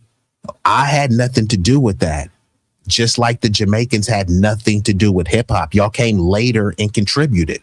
Salute to the contribution. A contribution is not creation. If I'm having a cookout and I done already whipped up the tater salad, I done whipped up the ribs, I done whipped up the hot links, I done whipped up everything, the watermelon, the punch, and then you came and brought some paper plates and forks. I didn't really need you to do that, but since you did that, I appreciate it. You contributed to the betterment of this cookout. But for you to turn back later and say, hey, I organized this cookout or I created this cookout. No, you didn't. You came to participate and partake. Participation is not production. Contribution is not creation. We tip our hats and we commend the people who contribute. But now people who have contributed are trying to flip the script and say, we created this. We did this. And you know what I gotta hit them with? We. Who is we? Who is we? When y'all start speaking all this French, I'm just saying. And we've been joined and salute. Big Rig, I told you it will be a doozy. And actually, Big Rig, I ain't even on a 10 yet. I say I'm at about a 4.5. Thank you so much. I sincerely appreciate that, Sunlight. And salute to my guy, the East Coast bully over there. Shout out to Malik. No, he ain't the bully. That's my boy from Brownsville, Cloudness. Cloudness is the Brownsville bully. Malik is the mayhem mafioso. Malik is the one who causes the mayhem. So salute to Malik over there. Hey, I had to hit him, but let me go ahead and get into this stuff, right? Because just in case y'all didn't know, there is a boycott going on. Now, the boycott stems, and I do believe that some are misguided with the boycott. They're just simply calling it an Asian boycott. I don't agree with that, right? Because that's just like if someone said there was a black boycott and they want to boycott the blacks because of what some Nigerian person did. Some Nigerian person did a scam, and then now they're mad at all black people based on the Nigerian stuff. Now, when Cloudness says it's a blackout, I can support a blackout. I can support a ban. I don't support an Asian boycott. Because there's a bunch of different Asians. There's Cambodians, there's Filipinos, there's Chinese people, there are Koreans, right? And people can make the argument that none of them rock with us, and I ain't even gonna hold you on that. However, there are some instances where people do good business with some Asian people. And I don't want people to say like, hey, I was doing good business with this Chinaman and now I have to sever ties, simply because of this, right? Now, you should be trying to find ways to basically build the business, right? If there's a nail shop and you're supporting an Asian nail shop, you should be trying to figure out how could I get my own my own foundational Black American nail shop. If you love to eat tacos, you should be trying to make your own restaurant where you sell tacos or you sell plates and you put them on Craigslist, Marketplace, Instagram, whatever place that you can reach the people, right? I support a blackout, not for hatred of these other groups, simply because people love to talk about what about black on black crime. They love to say that, hey, we're at the bottom, and they usually talk that we're economically failing, you know what I mean? Which is not the truth, but they say compared to these other groups. Okay, fine. If that was the case, if we truly were failing and we truly were at the bottom, how does us giving our money to other groups that are allegedly ahead of us, how would that help us, right? If you're in last place and you're starving, but your way to not be starving is to give your food to someone else, that wouldn't make any sense, right? If you're broke and penniless and then you get a couple pennies and shekels and you think that the way to save money is by giving your money to someone else, it wouldn't make any sense. So that's all it is. And it's a way about minimalism as well, right? People have been trying to live a maximum lifestyle on a declining budget or declining wages, right? I've already talked about this multiple times. Many of you chicks, let's just go with the nail shop, right? You need to find a Black owned, particularly a foundational Black American owned nail shop if you want to get your nails done. But realistically, many of you guys should be doing your nails at home. And then when you want to get your nails done for a particular special occasion, then go get your nails done, because many of these women are naturally beautiful. And then the ones that are not, they could enhance their beauty by, makeup and all this other type of stuff, right? But if a dude is about to come over to your house and he's about to slide in that slippery, ooey gooey box, he don't pull down his pants and then pull down your panties and then look over and say, baby, I was finna hit this from the back, but you ain't had a feel in weeks, so I'ma head out. That's not what niggas is doing. That's not what grown men are doing. So, yeah. Have some minimalism, right? Stop going and shopping. Stop trying to get your nails done multiple times. Stop overspending on hair weave. And the same thing with the fellas. Stop overspending on shoes. You know what I mean? You over here spending $400 pairs on shoes because you're a sneakerhead. You're a sneakerhead who owns no property. You're a sneakerhead who lives with your mama. So yeah, just have some better priorities.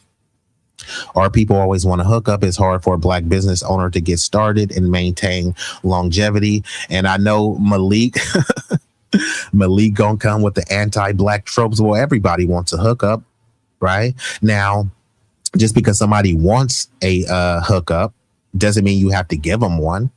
Now, and these other groups, they give their people hookups as well. Like, I've been around other groups, the Jewish people. You think Jewish people don't hook each other up? So, like, what are you really saying? You think Asian people don't hook each other up? You think every Asian person is paying full price, top dollar, and none of them are hooking each other up? I mean, the government is hooking them up. The government is hooking them up with all sorts of goodies, giveaways, and grants.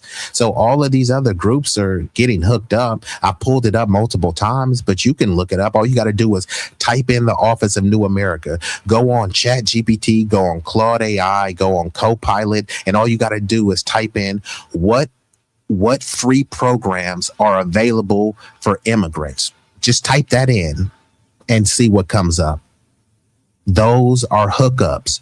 Goodies, giveaways, and guarantees. So yeah, many of our people do want to hook up, but not all of them, right? So Master P had the hook up. Nah. I love that movie too. That was a dope movie, right? But I will say too, right, for those that want to hook up, I think it's okay to occasionally ask for a hookup if you have been supportive, right? If you've been supporting people consistently and constantly, I don't think it's bad to ask for a hookup. But then if this your first time doing business with me and then you want to hook up and then I probably ain't gonna never see you again, yeah, I can respect that. And you don't have to honor that hookup. Someone could request anything from you, right? Dudes all the time ask chicks, hey, baby, you gonna let me fuck, right? She don't have to let that nigga fuck though, right? So just because someone asks you for a hookup, you don't gotta give it to them. That's one of the problems right there. We focus on other people's backyard, not enough to focus on our own. Well, people are focused on us, right? So right now, we said we were going to boycott the Asians, right? They should be focused on their own, but instead they're focused on our boycott. So a lot of the stuff you're saying, you know, I'm debunking your contradictions in real time, right? All of these other groups focus on us. They say they have black fatigue, and what do they talk about? All of their content is about black people. How do you have fatigue about us, but all you do is talk about us? If I said I had fatigue of the NFL, but then all my content was about the NFL, is that NFL fatigue? I got black fatigue. And then every day, what about black on black crime? See, black people want to hook up. See, black people focus on this. All your content and all your vitriol is about black people, while at the same time saying you have black fatigue. So yeah, all these other groups, they focus on us. All these other groups, guess where their business are? In our neighborhoods. So yeah, of course we have to talk about other people, and it's not about focusing on them. It's just about calling out, you know. And you know, you said the problems right there were focused on other people's backyard. Malik, what are you doing for the black community? Because you do got a lot of criticism, bro. But like what are you doing for the community that people could point to and say, oh yeah, look, we can model ourselves after Malik? Because most of the people that's criticizing the community, all they have is content, and it's the same stuff. What about black on black crime, fatherless homes? We need to do this. We don't do this. The other groups do this. Black people bad. Black people failing. And then you ask them, okay, cool. What are you doing to change the conditions? I'm making more content talking about black on black crime every day, all the time. What about black on black crime? It's like, okay, but nigga, what are you doing about it? Making content? So you're not doing anything to change the conditions. You're just talking and babbling incoherently. Okay, I got you. But let's get into this. I told y'all this will be a doozy. So let's get into this video from Pink Book Lessons. And this one is titled, White Man Delivers a Brutal Wake-Up Call. We are not your friend. So this is about a white man talking to the Asians, because the Asians, you know, many of them are attempting to be the model minority, leaning into the trope. They're talking about how black people are violent and dangerous, and that a boycott is anti-Asian hate. Really think about this, right? There's some Asian restaurants, and then the black people is like, you know what? We're done spending money with them. We just gonna spend our money with ourselves. Somehow they couldn't just deal with that. They couldn't say, fine, let the blacks go spend money with themselves. Now they're calling that anti-Asian hate. They're not doing what Malik said. They're not focused on their own backyard. They're focusing on people leaving their business. Black people are saying, fine, y'all want to have y'all Asian businesses? Cool. Y'all have y'all Asians business. We just won't be patronizing them, right? And then suddenly that turns into anti-Asian hate. How? Nobody said go burn an Asian business. No one said do a drive-by on their business. No one said say that they got the Kung flu. All they said is, bro, if you want some Chinese food, go whip it up at home. You want your nails done, go to a black nail technician. That's all people are saying. And suddenly that's anti-Asian hate? Okay, let's get into it. What's going on? But all I heard is that people are out there boycotting Asian business. And to me, that is the dumbest idea, because Asian businesses has become the root of our society. And let me break it down to you. I know y'all love the egg rolls. You cannot say you don't like the egg rolls. Them egg rolls are crunchy, and you know you love it when we bring them fried rice to the potluck.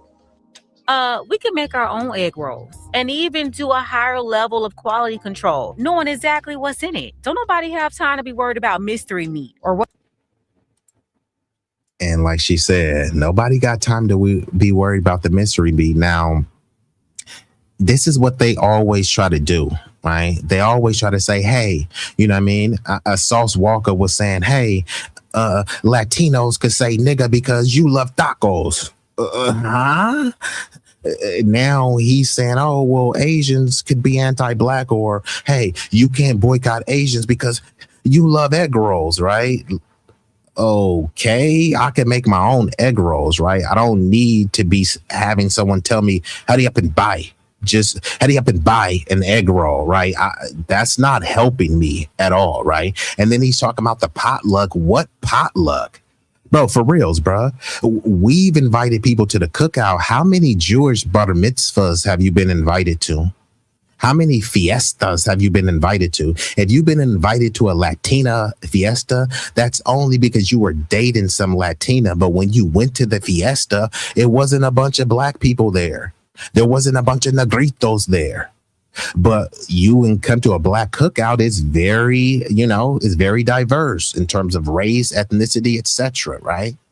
How many potlucks have you been to where there's a bunch of Asians around? So he's over here talking about, oh man, y'all love that we bring this to the potluck. What potluck are you talking about, bruh?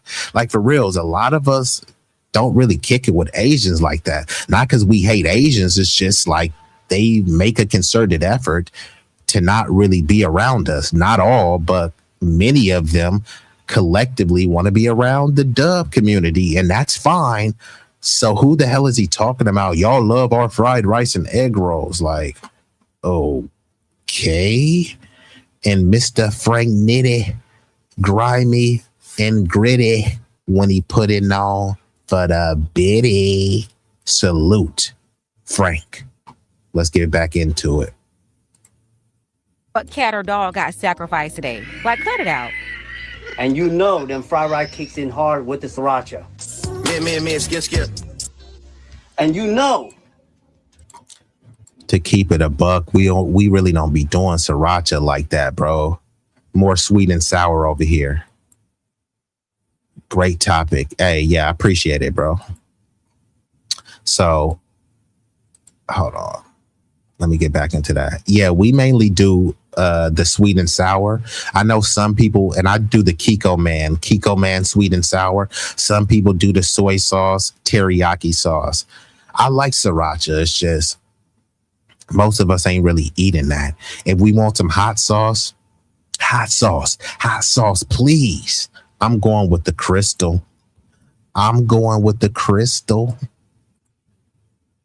If there was no Asian business, there wouldn't be no happy ending massage.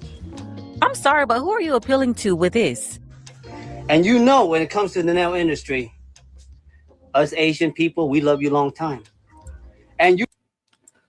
So when he's talking about these happy endings, I'm going to keep it a buck, right?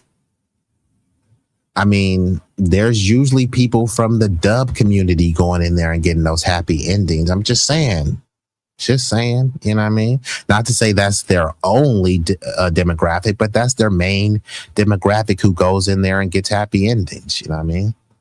So who is he trying to pander to? Like, he's like, you guys love the happy endings. And it's funny, right? Because they always talk about the promiscuity of black women. They talk about the degeneracy of the black community. Isn't this pretty degenerate? He's over here talking about illicit massage parlors where you get a massage and then you get some lummy long time after. Meaning, you know what I mean? Somebody rubs you down. Somebody gives you a tug job, a hand job, blow job. You know what I mean? Or whatever you like. It's a happy ending, right? Is that degenerate? Is that hoe culture? What is it, right? I mean, yeah, it's the oldest profession that we all know about. But you see how certain topics, right? If a black chick is on the street selling her cooch, that's black culture. But if an Asian person is selling her little monkey in an illicit massage parlor, then suddenly nothing to see here. They're just trying to make a living. They're doing the jobs that no one wants to do. No one will work at a massage parlor. Nobody else will give a happy ending. Okay. You know, when I was Asian, some of you came and washed your clothes because there wouldn't be no laundromat.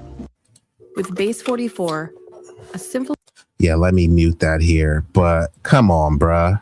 When the last time you went to a laundromat? Now, don't get me wrong. I still will go to the laundromat because I got this thick comforter. And this laundromat, it does have like this humongous commercial thing, so it washes and dries my comforter. But other than that, I have a washer and dryer at the house.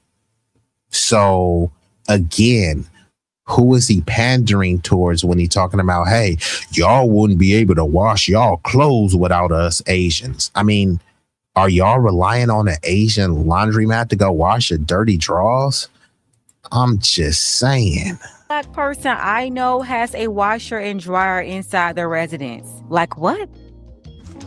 And you know damn well when I was Asian, some of y'all wouldn't have no Asian baby. Just come here. Shut your stupid ass. I'm telling y'all. Yeah, now he really talking to Brad, Chad, and Bartholomew because, you know, there's a bunch of, and look, if you want to interracially date or mate, who am I to judge? Love who you love, do who you do, and be true to that, right? But when he's talking about, hey, y'all want these Asian babies, yeah, that's what the white dudes want, because many of your Asian communities are taught to be anti-black, you know, to get closer to whiteness. And once you lighten and brighten, you know, your offspring, you will be closer to achieving and attaining social status, right?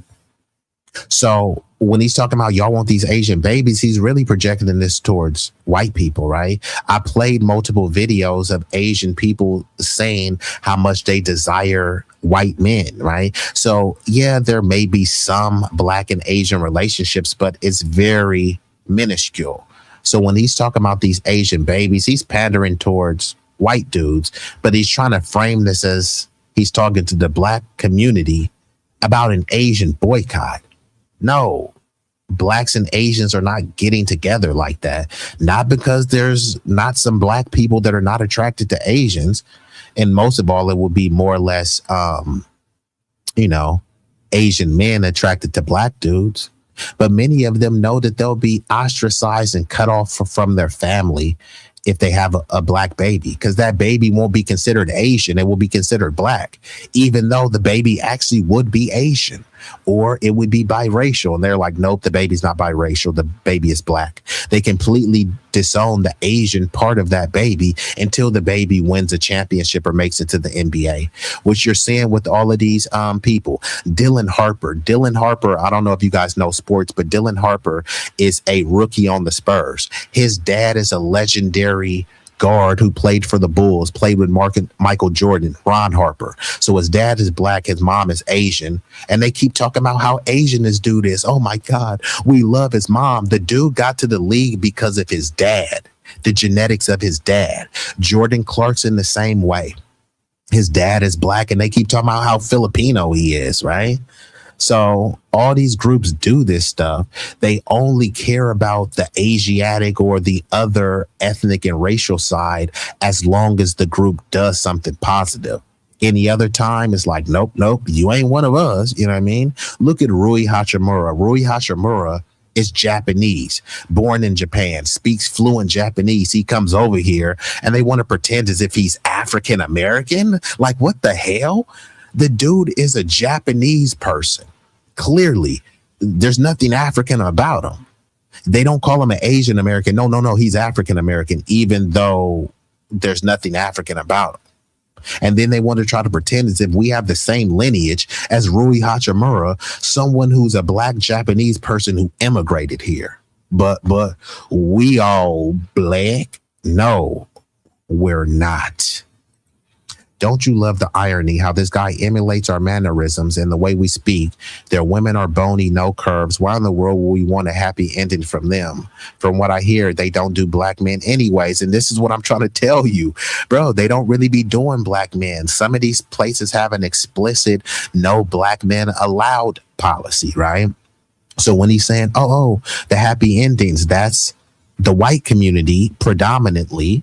I'm not saying it's only white people. I'm saying predominantly that's their community going and getting the happy endings. It's predominantly white men flying to these Asian countries and, being creating what some would call these bastard babies, right? That's what white men are doing. They were the original passport bros or passport hoes or passport deadbeats. You said most of my Puerto Rican uncles married and procreated with white women, and the one aunt who married and procreated with a white man, the whitewash is real. Thank you, Tara Sanchez. And I can respect people like Tara, Ricardo Ignacio, people that tell the truth, because this isn't about hatred. This is about just telling the truth. When we look at the black community, we're supposed to say all of our disgusting issues and lay them on a table publicly for everyone to see. What about black on black crime? And people like Malik engage in this type of rhetoric.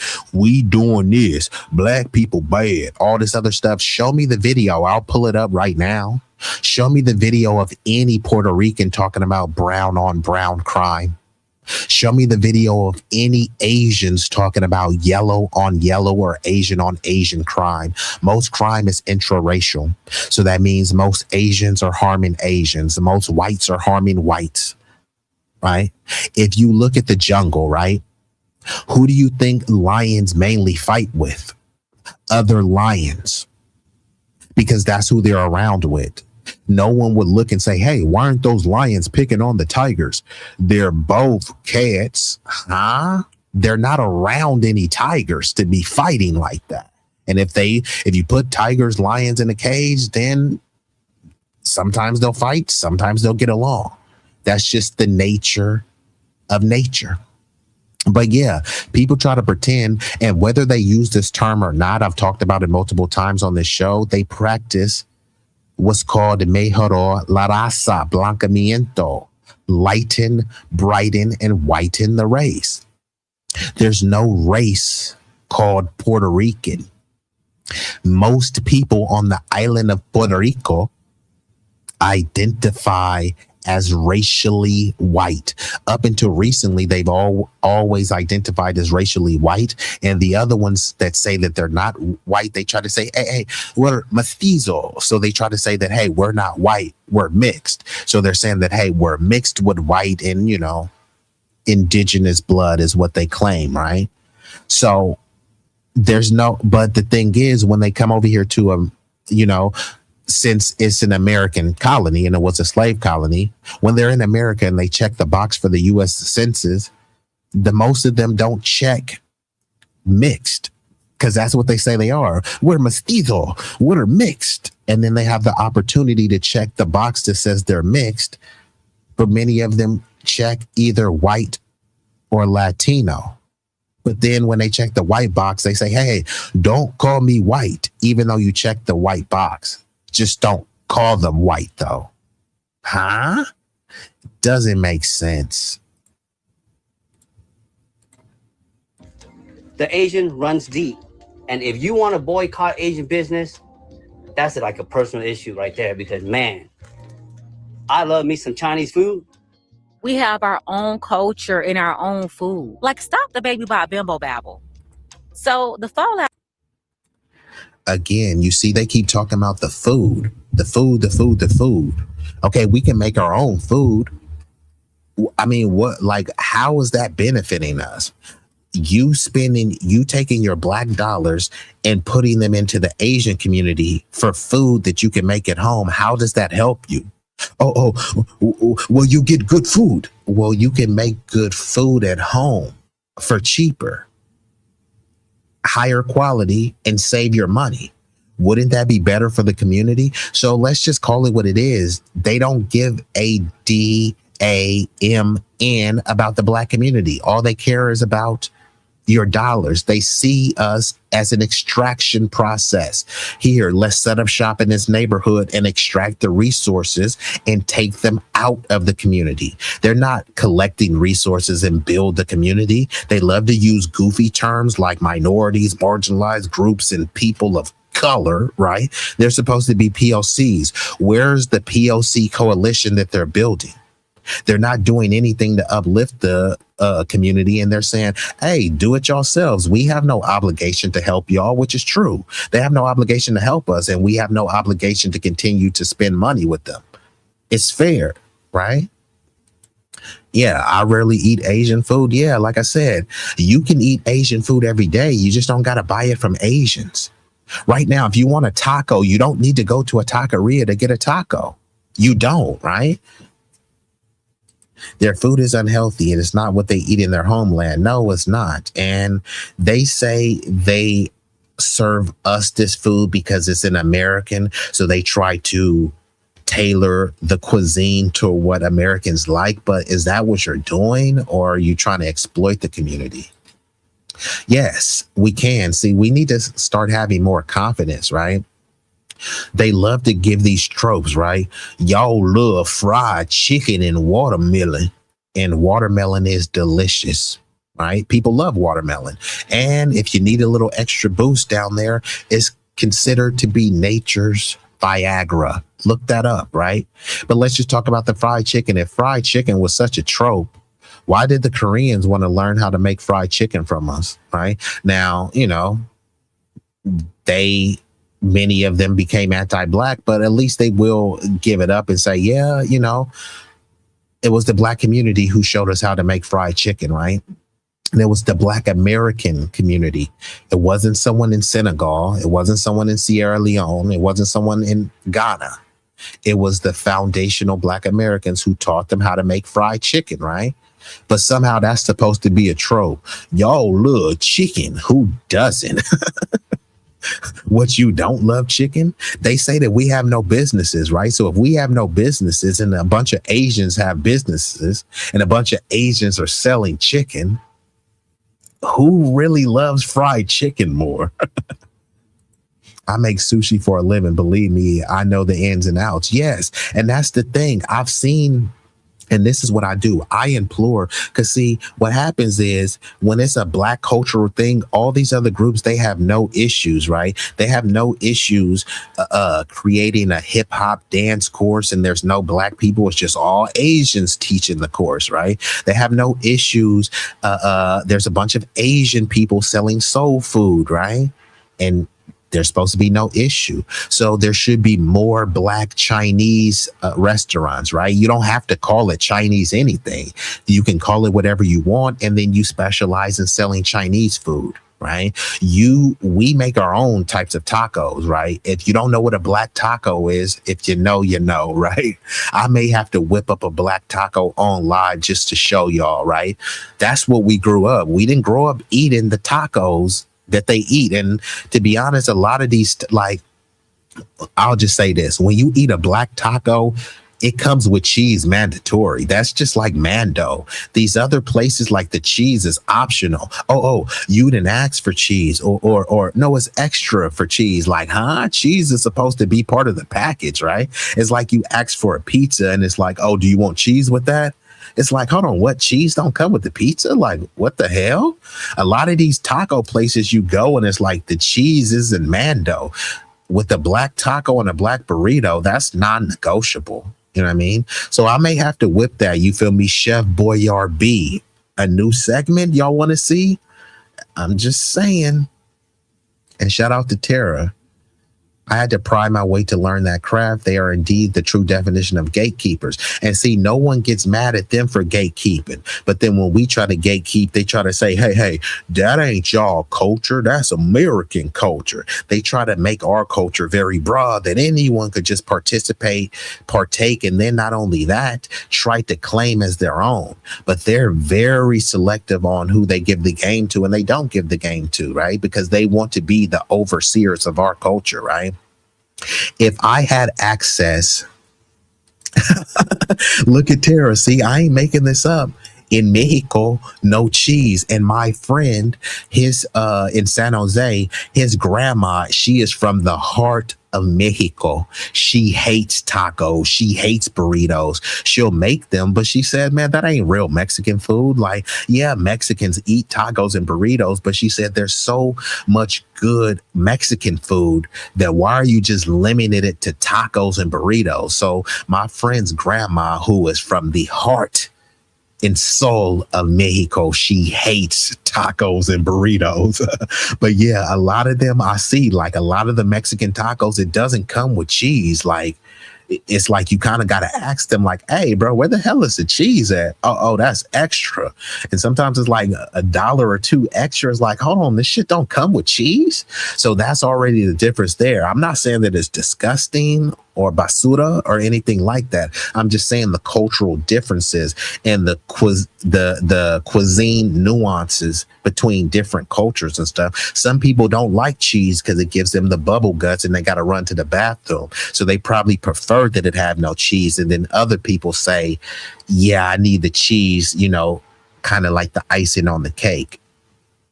So yes, I might have to, you know, with the inspiration from Sunlight, I might have to whip that up. I just might. Taco was originally Tlaco from the indigenous people. Yeah, there are a lot of things from the indigenous people that just have been erased. This is why I believe it's disgusting when people say this is a nation of immigrants built by immigrants. Yeah, it's a nation with immigrants, and maybe you can make the argument a nation of immigrants, but not all of us are immigrants. And when you say that it was built by immigrants, that's one of the most disgusting lies that you can ever tell. And realistically, where the hell are the indigenous people? Because there's not really that many. Many of the so-called natives and indigenous, they're not even truly indigenous. They're indigenous to Europe and other parts of the globe. But when you say this is a nation built by immigrants, what you're saying is that the indigenous people didn't do nothing. They were just sitting here twiddling their thumbs. Oh, yeah, they got genocided. Okay, if they got genocided, then who are the people that are on these reservations? Who are these people that are still getting tribal citizenship? So clearly they all didn't get genocided, right? So let's talk to the people, right? Do they believe that this land? Because what you're saying is, no, the indigenous people didn't build anything. Immigrants built it, right? And then you're overlooking the enslaved population and the freedmen, who they're not immigrants. There's no definition because we all didn't come on a boat from Africa. But let's just say that we did, excuse me. There's no definition that you can look up in Webster's, Merriam, ChatGPT, Google, Gemini, Grok. There's no definition that says forcibly transporting someone or basically kidnapping someone, which, you know, I know that's not always the case, you know, because it was a slave trade. There was complicity involved, right? But you over here forcibly transporting someone, that's not immigration. If you go to China right now, take a little girl and bring her to America and you actually assault her over and over and over. She has kids. And then you say, hey, kids, your mommy immigrated here. No, people would say, that's a disgusting lie and a disgusting, you know, fallacy to perpetuate. But that's what people are doing. Immigrants built the nation. No, immigrants came to a nation that was already built and thriving, and they helped contribute and make it greater. I will commend immigrants for helping and assisting in making the greatest nation even greater. But to say that they built it, no, the reason why they came here is because it was already built. No one says, hey, look, I'm struggling and failing, because that's why many of them came here. They were failing in their homeland. People don't come failing in their homeland to another place that's failing. It doesn't make any sense, right? If your boyfriend was treating you like crap and beating the snot out of you, you wouldn't go to some other dude who's going to beat the snot out of you. You would go to a situation that's better. They were failing, so they came to a situation that was better. They came to a situation that was built, and they helped contribute and expand what was already built. Now, if you say that, hey, immigrants expanded America, that would be a fair statement to make. But to say they built it is just a flat out lie.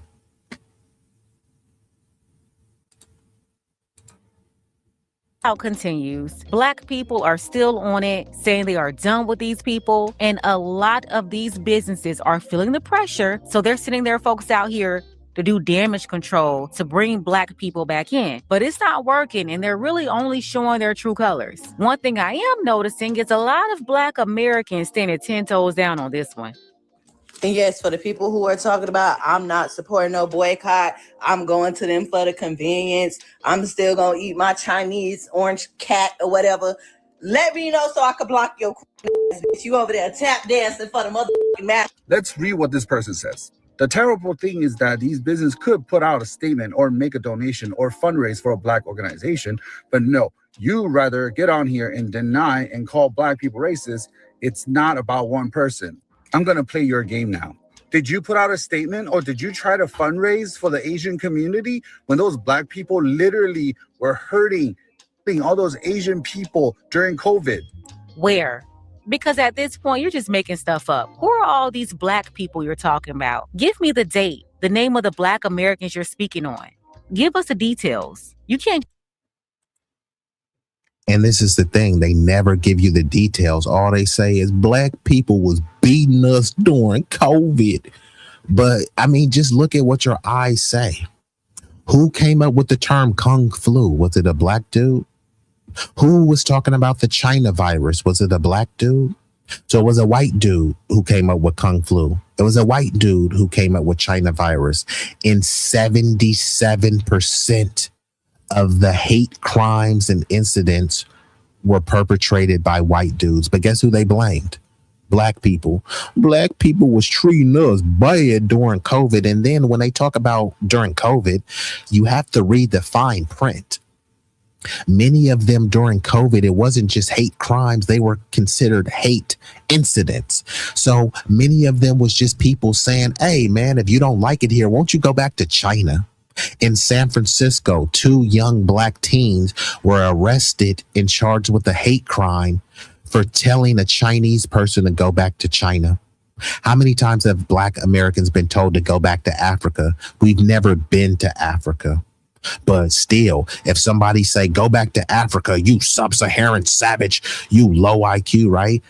No one cares. That's not xenophobic because they try to say, well, y'all is African. So no, we're not African. And I've never been to Africa. But meanwhile, these Chinese people, many of them still have thick accents. Many of them were born in China.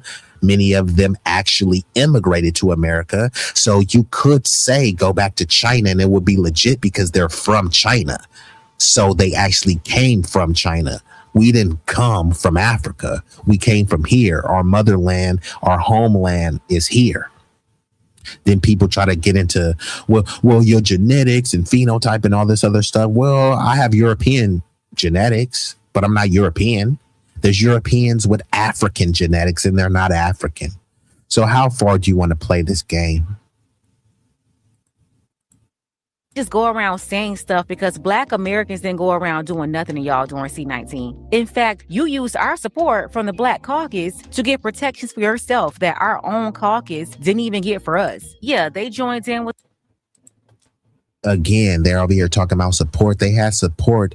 The movers and shakers of society, the buck broken, brain dead, bozo boule, they supposed to be helping the Black community. They're called the Congressional Black Caucus, but what they are is the Congressional Immigrant Caucus, where they try to fight and crash out for immigrants, anyone that's non-Black. That's who they're there for. So the Congressional Black Caucus was fighting for Asians, for them to get millions and millions of dollars allocated to their community to stop Asian hate, right? But no Latino caucus was stepping up to help us. No Asian caucus stepped up to help us. Name the Asian version of Malcolm X. Name the Asian version of Fred Hampton. Name the Asian version of MLK. Don't worry, I'll wait. Who is the Asian Fannie Lou Hamer? Y'all, they allowed y'all to use our so-called representation, which is supposed to be them, to get everything y'all wanted. Money for yourself and protection for yourself. While we got nothing. So what are you talking about? Nah, what they're upset about is the jig is up. And no, we didn't hurt y'all. We helped y'all. We're the reason why you even have a business open. Nobody was supporting your business like that. It was us. When I got jumped by 5 black people, did you put out a statement? Did you speak out for me? When all the And no one knows that if that's true. I got jumped by 5 black people. Okay, there's 5. Let's just say it's true, right? He got jumped by 5 black people. Okay. So more than 5 Asians have been racist to me, right? So, but just if we're just playing the numbers game, right? He was jumped by 5 black people. So he wants to project that onto the black community. But more than 20 Asian people have been racist to me. So should I project that on the entire Asian community? And then just saying that they jumped him. What did they jump you for? Were you talking silly? Did you F around and find out? Because he's just acting like they were like, look at that Asian guy over there. Let's jump him. Get him, guys. Like, come on, bruh. Nobody thinks that happened. And just simply saying that you got jumped with no context, like, who was it? Was it some YN? Like, was you running your mouth? Did your mouth write a check that your booty couldn't cash? Like, him just saying this with no context, it doesn't mean anything. And it's just disgusting and anti-black, right? He's talking about, did you guys ride for me? How could we ride for you? Maybe the black community would have rode for you. Like, if there was just some random black dudes going around attacking Asians, the black community wouldn't stand for that. We would say, hey, no, we don't support that. Like, yeah, we're against the anti-black hurry up and buy types, but someone that's just Asian living their life peacefully, we don't look and say, hey, go target them just because they're Asian. That's not in our culture at all. So this dude is kind of just lying. looting that was happening, did you speak out for all those businesses that suffered? Then he's talking about looting all those businesses. When he says all those, if people are saying all those businesses suffered, they should, name 5. Because this is what people like to do. All these businesses got burnt down and this whole town. Well, if it's all these businesses, right, you should be able to name easily 3 to 5, but they can't even name one. All they just say, BLM, they burnt down the city. What city was burnt down? They can't point to any city that was burnt down. Then they start saying, well, this and that was burnt down. And then they talk about these businesses. Well, many of those businesses were anti-black. Many of those businesses weren't even black businesses. And many of those communities establishment weren't even like burnt down or looted by black people. The majority of people out there in those protests were white. So what people want to convince you is that the majority of the people in the protests were white, but all the people doing the destruction were black. There were countless videos of non-black people masked up, spraying BLM and other inflammatory stuff. And there were black people saying, hey, bruh, stop doing that. You making us look bad. It was outside agitators doing that. And then when you look at all of that stuff, it was multiple groups out there. There were Trans Lives Matter out there. There were Free Palestine people out there. There were Antifa, Proud Boys. There were a lot of different factions out there, and they were causing a lot of mayhem and chaos, but it all got framed to the black community. The majority of the black community didn't go out there because they knew that those protests weren't going to change anything. And guess what? Those protests didn't change anything. All it changed was more people talking about wokeness, and then they pretended to pander by having some DEI, but they created a DEI program that benefits mainly white people, just like affirmative action. And Tara says, Americans need to stop falling for the tribal cultural wars and get it together. Yeah, this is why I talk about many of the issues that I talk about, is because you're not going to get it together by still holding these bigoted views and holding these anti-black views, right? So the black community has been willing to come together with every group. That's just why when they bring immigrants over, the white community says, hey, we don't want you guys over here. So they dump them in the black community. And rather than the immigrants saying that, damn, the white people don't want us near them, they start looking at the black community and say, hey, we're better than y'all. It's like, how, right? You know what I mean? You're coming over here getting goodies, giveaways, and guarantees that we were denied, but somehow you think you're better than us.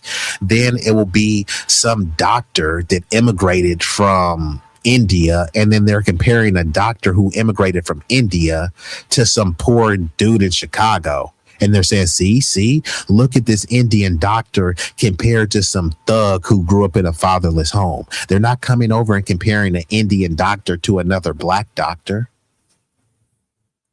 And shout out to Tara Sanchez. I like you too. Yeah, it's like, but back to the cultural wars too, right? Like people got to drop the bigotry, right? It's okay to be proud of your racial and ethnic group. I don't mind people standing on business for their ethnicity. If you're a proud Latina, Mexican, Honduran, Nigerian, it's a beautiful thing. I actually love for people to fly their flags and to make it explicit with what nation, which ethnic group they represent, because then we can have a more wholesome conversation instead of pretending like we're all the same.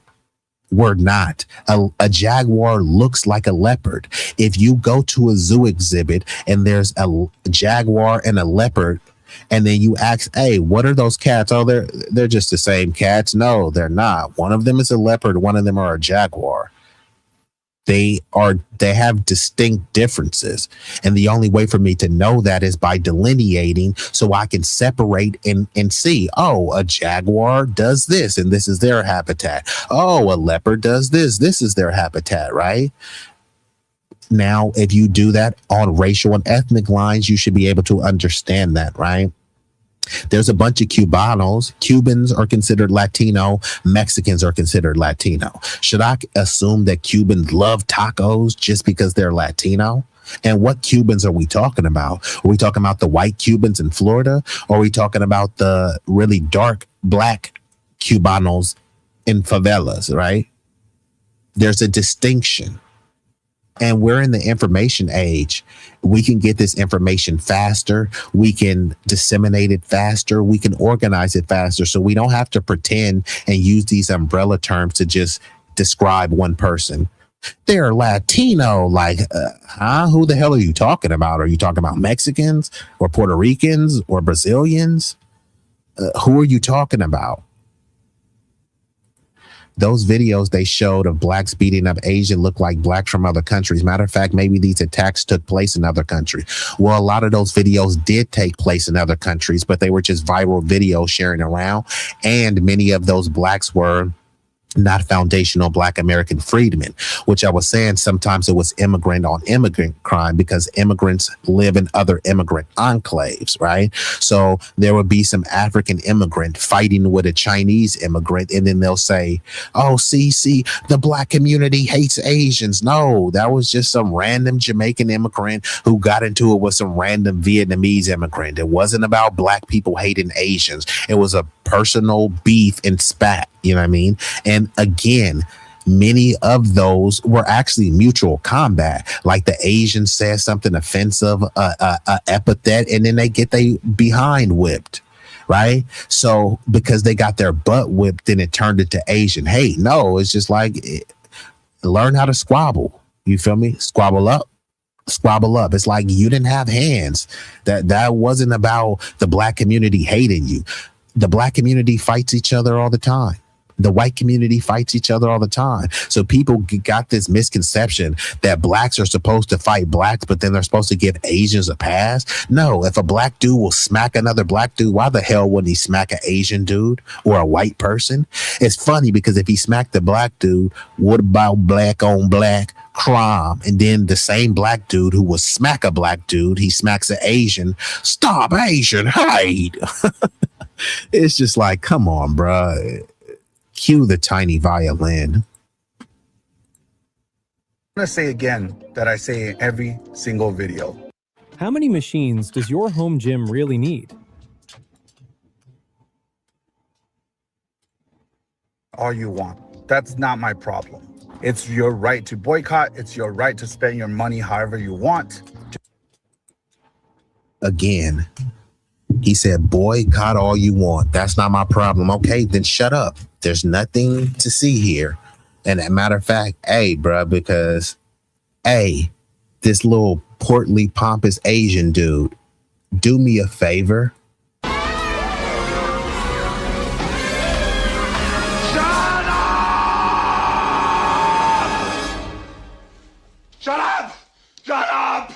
shut up. Please shut up. Because he's over here saying, hey, it ain't an issue with y'all boycotting. Boycott all y'all want. If it's not an issue, then why are you making this content, right? It's just almost like when somebody says, hey, no disrespect, and then they say something disrespectful after. Why'd you even say no disrespect when you knew you were going to disrespect us after? He's saying, hey, I don't care about the boycott. Then he proceeds to make a video whining about why he cares about the boycott. If you don't care about the boycott, just shut up, right? Just let us do our thing. No one is saying that, hey, Asians should be beat down, brutalized, and attacked in the streets. All we're saying is that we should practice group economics like every other group does, right? All the things that we're talking about, we're late to the party. We're late to the delineation party, right? Chinese people don't go around saying we all Asian, so we all the same. Chinese people don't go around saying Koreans are Asian, we're the same. Japanese are Asian, we're the same. Filipinos are Asian, we're the same. Asians don't do that. There's over 560 plus federally recognized native tribes. None of them say that they're the same. Hasidic Jews don't go around saying they're the same as Sephardic Jews. Sephardic Jews don't go around saying they're the same as Ashkenazi. But suddenly, foundational Black Americans are supposed to say, I'm the same as a Jamaican. I'm the same as a Nigerian. I'm the same as a Ghanaian. I'm the same as someone from Rwanda, right? We're all supposed to be the same based on our skin pigment, right? But there's a bunch of Asians that have the same skin pigment as white people. So it doesn't make any sense. If some random person has the same level of melanin, hey, he's Black, just like you. But if there's a Latino and a white person that has a lighter complexion than a white person, hey, don't call them Black. Don't call them white. You better not call them white. Well, based on their skin tone and their phenotypes, they're white. No. Race is a social construct. Okay, so is ethnicity. Ethnicity is a social construct. So you want me to dismiss race because it's a social construct, but then you want me to uplift ethnicity, which is another social construct. Huh? Make it make sense. Just don't hurt innocent businesses that has nothing to do with it just because it's owned by Asians. I cannot be any more clear. Please shut up. And I quote, you know your damn role and shut your damn mouth.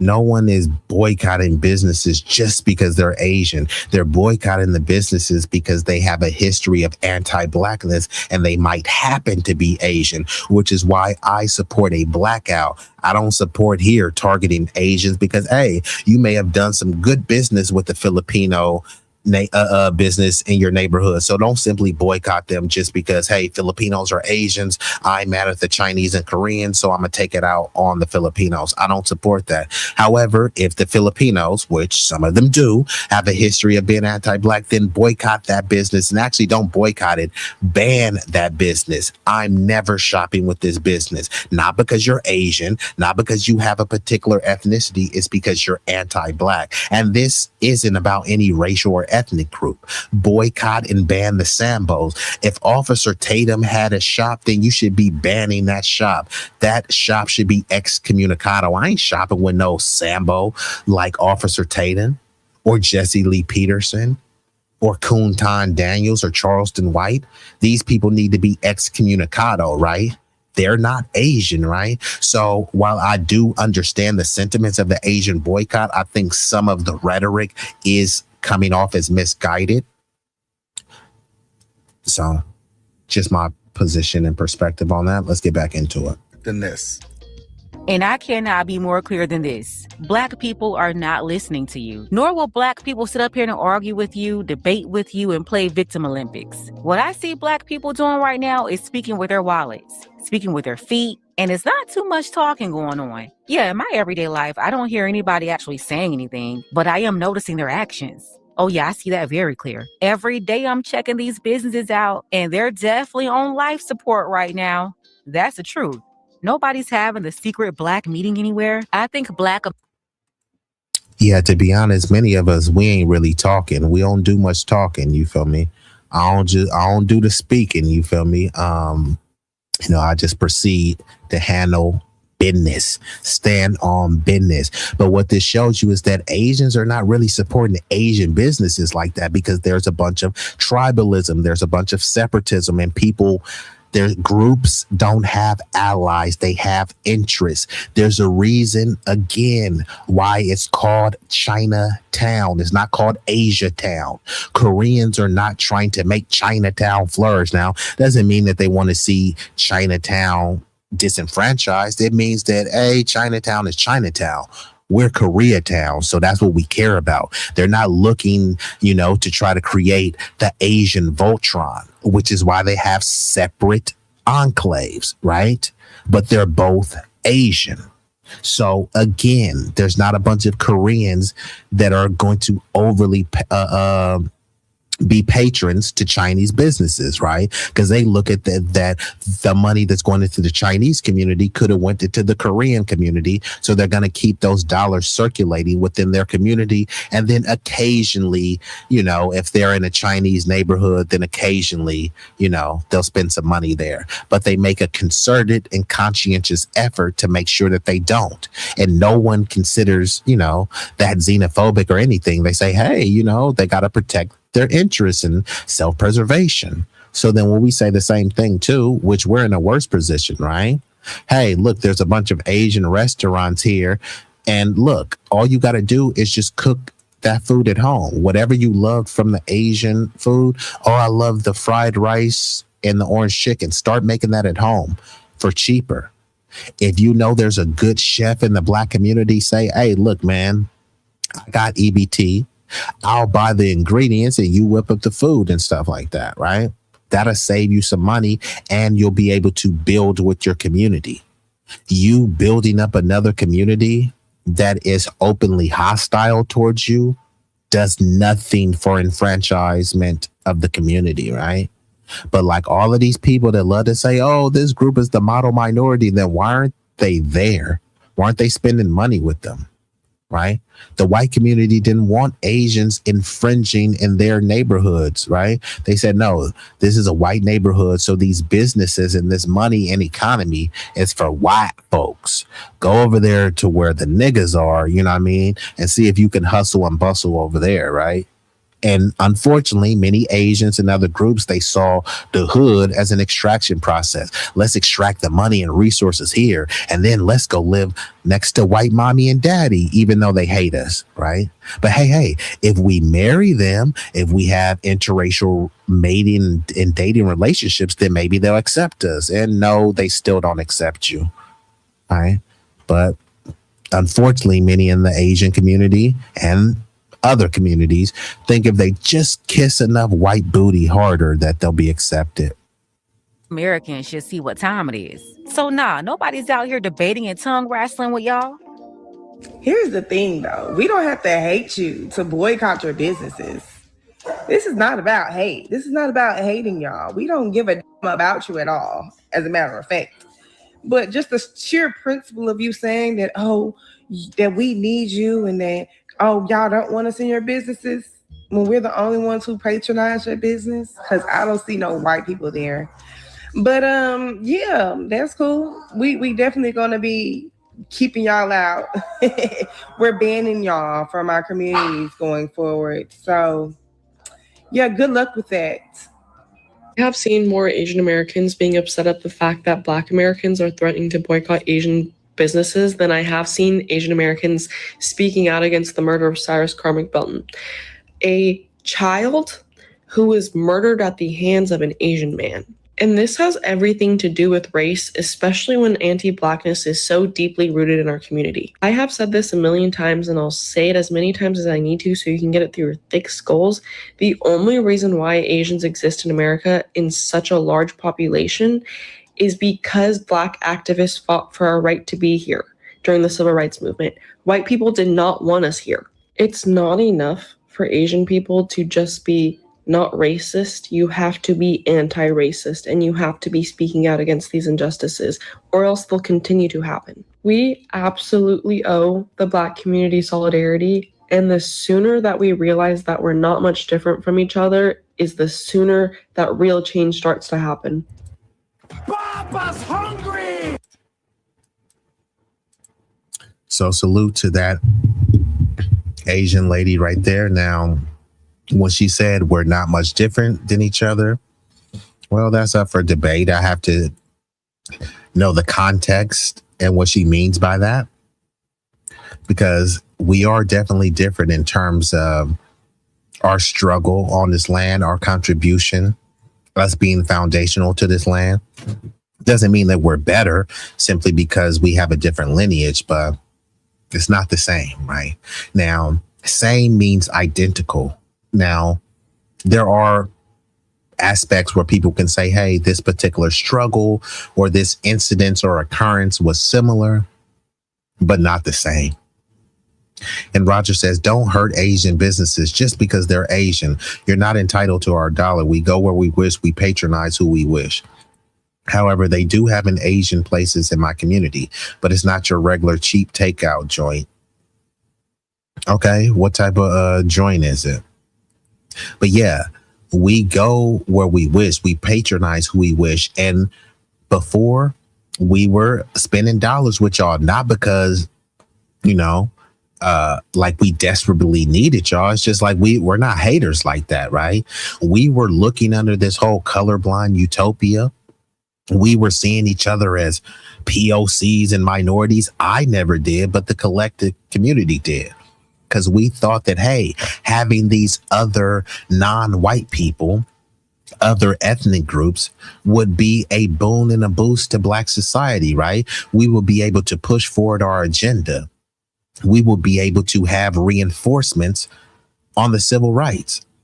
But no, many of these people talk about civil rights in a disparaging way, but if we didn't stand on business for civil rights, they wouldn't even be here. And all of the people that think that, oh, the civil rights and MLK was overblown, I just asked a simple question. Who was the MLK of their neighborhood? If MLK was so bad, who was the public figure, the public activist of their ethnic group that could hold a candle to MLK? If you don't like MLK, then talk about Fred Hampton. You can talk about a litany of foundational Black American activists, but who are the litany of Asian activists that you know? Could you name one? And then when you name them, could you say that they weren't anti-Black? Like Gandhi, who was very anti-Black, right? So all of the leaders that people try to prop up, they all got some dirt and smut on their name. So you're not in a position to be criticizing our foundational Black American leaders. But there is a Lily W. man, and he has a PSA for the Asians. He says, white people never been your friends, but the Black community has. Now, the Black community has been a friend to the Asian community. And you know what? They turned around and said, kiss our behind where the sun don't shine. And once they did that, white people called them the model minority and kicked them to the curb and say, you know what? Hey, you know what? We're going to do a Chinese Exclusion Act. We're going to talk about yellow peril, right? We're going to do Japanese internment. We're going to drop a bomb on you, an atomic bomb. And after all that, the Asians still said, white mommy and daddy, I love you. I love you and I hate the Blacks. Okay.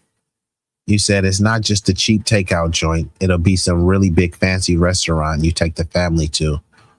Got you.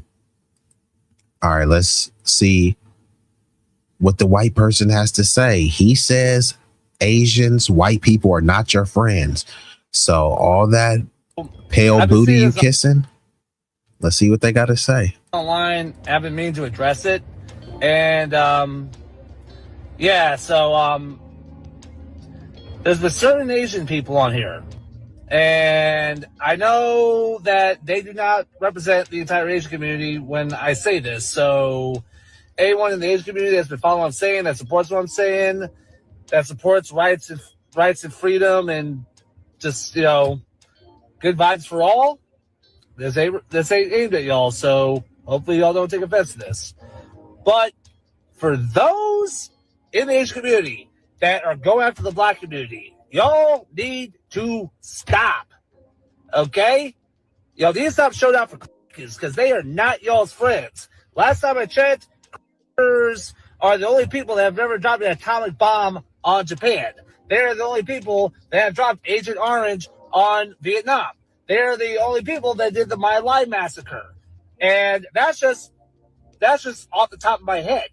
So white people are not y'all's friends. They have never been. Have never been y'all's friends. But the black community has had y'all's backs. Like any rights y'all have is because of the rights that black America fought for. So y'all need to really recalibrate who's on your side, who's had y'all's backs, and who's y'all's enemies. Stop wasting money on ChatGPT, Midjourney, or Ideogram for print on demand. Here's what... Because white people are not y'all's friends. They never have been. And unless something major changes in white culture, they're going to keep going and do the same thing they've always been doing. And y'all going to be catching the brunt end of it just along with everyone else that isn't them. So, you know, just let y'all know.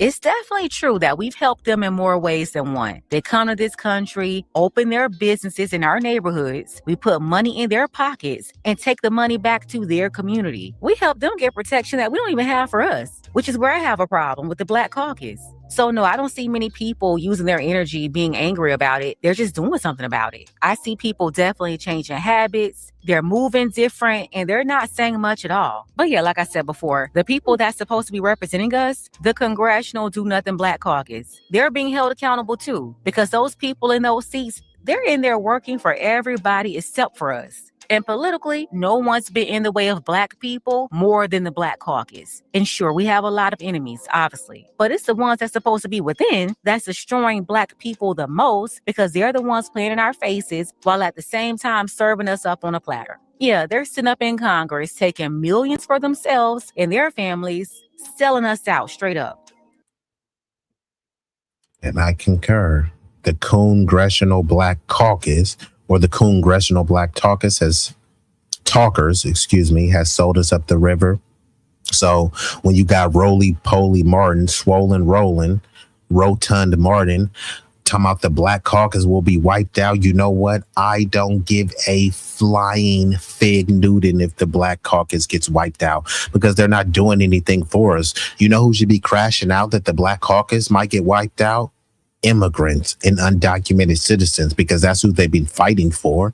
Trans people and LGBT people is who should be crashing out and saving the Congressional Black Caucus because they have done nothing for the foundational Black American community. And many of them are just a bunch of immigrants now. Damn near half of the Congressional Black Caucus, or actually over half of it, is a bunch of immigrants. And they're tethers at that. They're not tethers because they're immigrants. They're tethers because they're cosplaying, pretending to come from the lineage, be of and be for the lineage, but they have a different ethnic and cultural background, and they're working to undermine the foundational Native indigenous population. So there's nothing to respect about that. There's nothing to champion about that. So if they lose their seats, good riddance. They weren't there to save us anyways. Now, Roger says the Black community will have the cheap Chinese takeout joints. White communities will have the fancy, really big, take your family to sit down Asian restaurants serving hibachi, sushi, Kobe beef, the type where they will come up and slice up the beef and cook it right there at your table in front of you in the white neighborhoods. Yeah, correct.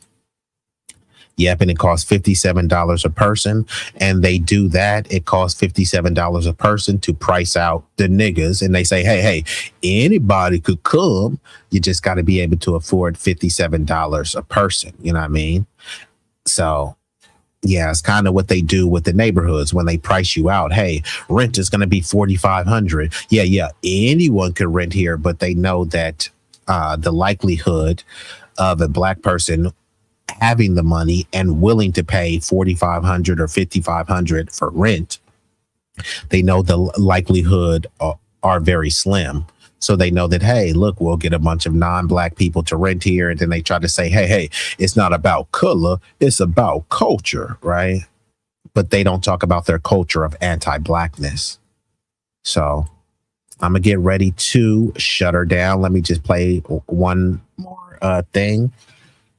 I may come back later, but I know my boy Big Rig is going to go live in a couple hours, so I'm probably going to be over there.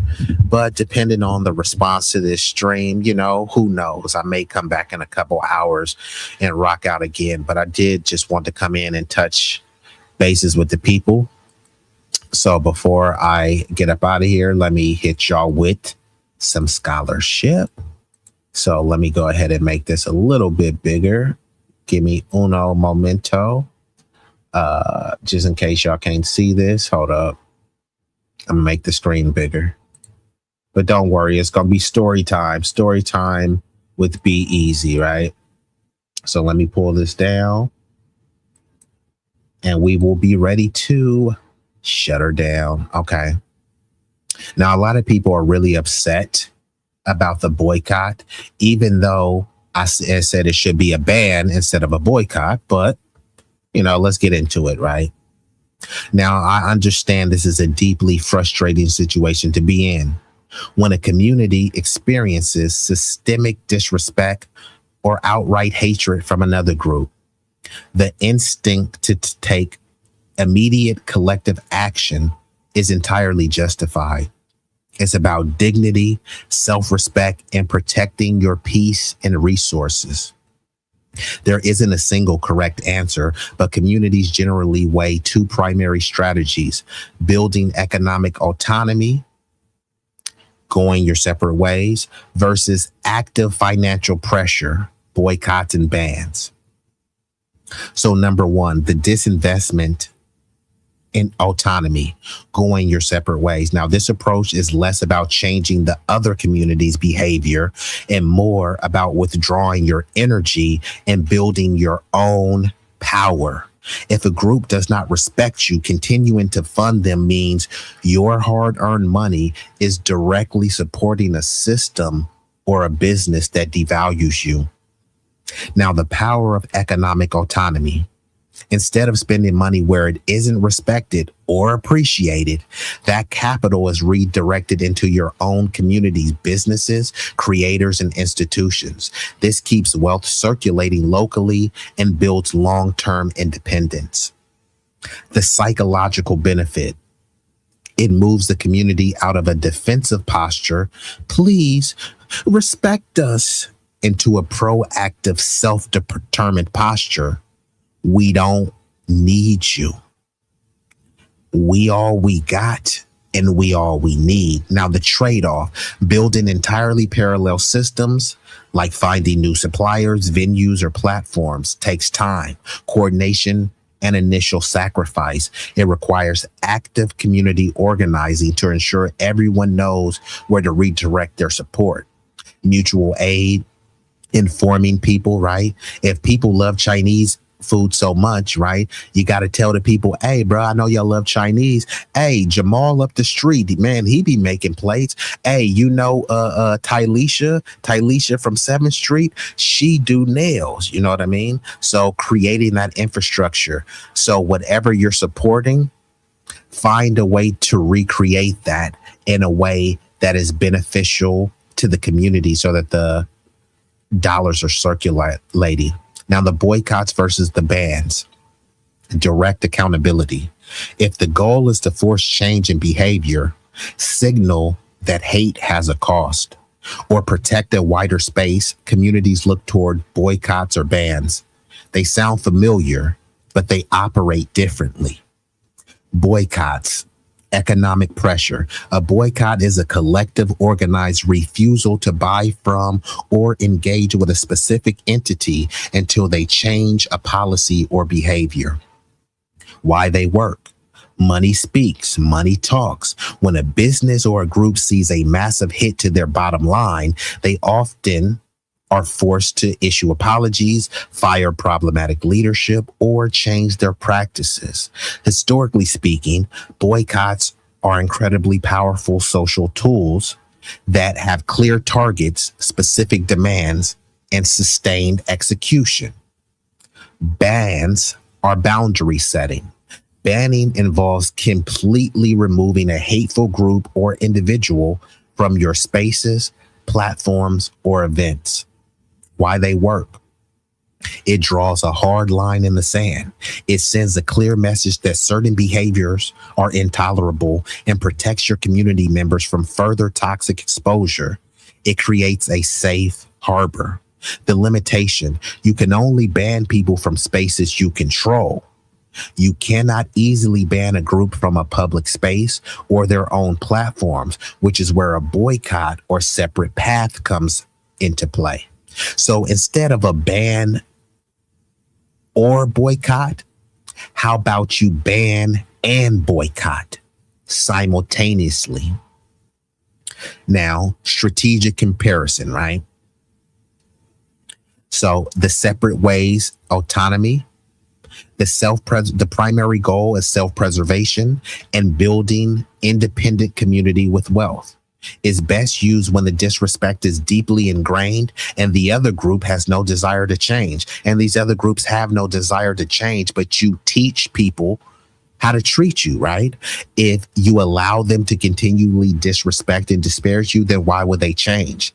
Now, once you force them to change based on your behavioral change, then they have no other choice but to succumb to the pressure, or, you know, just stay on an island separate and apart from us. Either way, we're winning.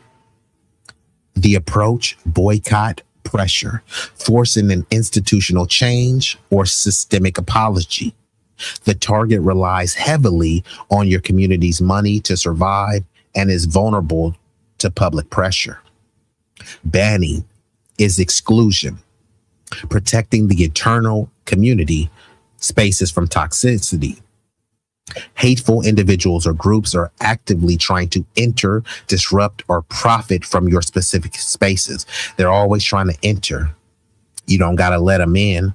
Just like sinners, you don't got to let them in. So framing the next steps: when you're deciding on how to move forward, it usually helps the community leadership team to ask 3 questions. What is your immediate goal? Is it to fix the relationship, boycott, protect our peace right now, ban, or build long-term independence so we never have to deal with them again? Separate ways. What is our immediate goal? Number 2, where is our leverage? Does this other community actually rely on our business? If they don't care about our money, a boycott won't move them, but going our separate ways will still protect our dignity. Well, if they didn't care about our money, then they wouldn't be whining about it, right? So either way, we still win.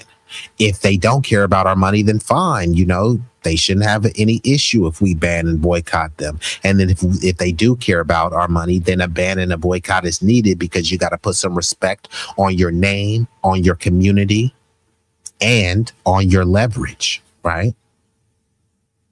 Do we have the infrastructure to pivot? If we stop giving them our business tomorrow, do we have alternative Black-owned, local, or aligned businesses ready to take their place? Or do we need to build those alternatives first? Yes, we should have built some. So we should have some already built. The ones that are not built, it's a simultaneous process, right? As you're banning and boycotting, that energy into banning and boycotting needs to just be very simple. Okay, we banned it and boycotted, and then the energy and the focus needs to shift into building. You ban, boycott, and build, right? So, okay, I banned, I boycotted, now I'm building, right? I used to love going and getting orange chicken, right? Now I'm building the infrastructure to make my own fried rice, orange chicken, and stuff like that. I used to go and get my nails done. Now I'm building the apparatus for me to continuously get my nails done or do other people's nails, right? So whatever you think that you need them for, You've already have a blueprint of what you need to create, right? And you don't have to create everything, but get with other people who could create, right? If you know Big Mama down the street makes good plates, and say, hey, Big Mama, how about this? How about you just do first Fridays, and then, we buy the food, and then, you whip up something for the neighborhood every Friday, or, it could be multiple days out the week, right? There's no gun to your head stopping you, right? You can do this right now, right? There should be someone in your neighborhood that will be willing to have a community garden. Not everybody has the space. Somebody in your neighborhood has the space, right?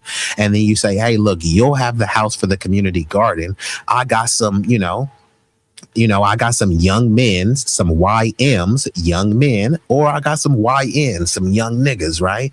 And they'll be the enforcement arm, right? Niggas like to fight and shit, right? Okay, fine. They'll fight anybody that tried to run up in this community garden. They'll fight anybody that try to vandalize his daycare, right? If they're already fighting in an enforcer mode, then give them something to enforce, and give them money, and give them a safe place, to show that, hey, we appreciate your efforts, right? They say it takes a village, right? But the whole village is not doing the same thing. Somebody in the village is babysitting. Somebody in the village is cooking. Somebody in the village is doing carpentry, right? So, yeah. The most powerful move is a hybrid. Ban them from your spaces immediately to protect your people, and quietly begin shifting your economic power to go your separate ways, starving the hateful group of the resources your community provides. Again, this isn't about hatred.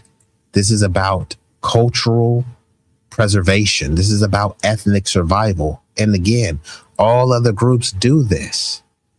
All other groups do this. So we're actually late to the party. We've done this before, but many of us got caught into the cultural confusion, believing we live in a colorblind utopia.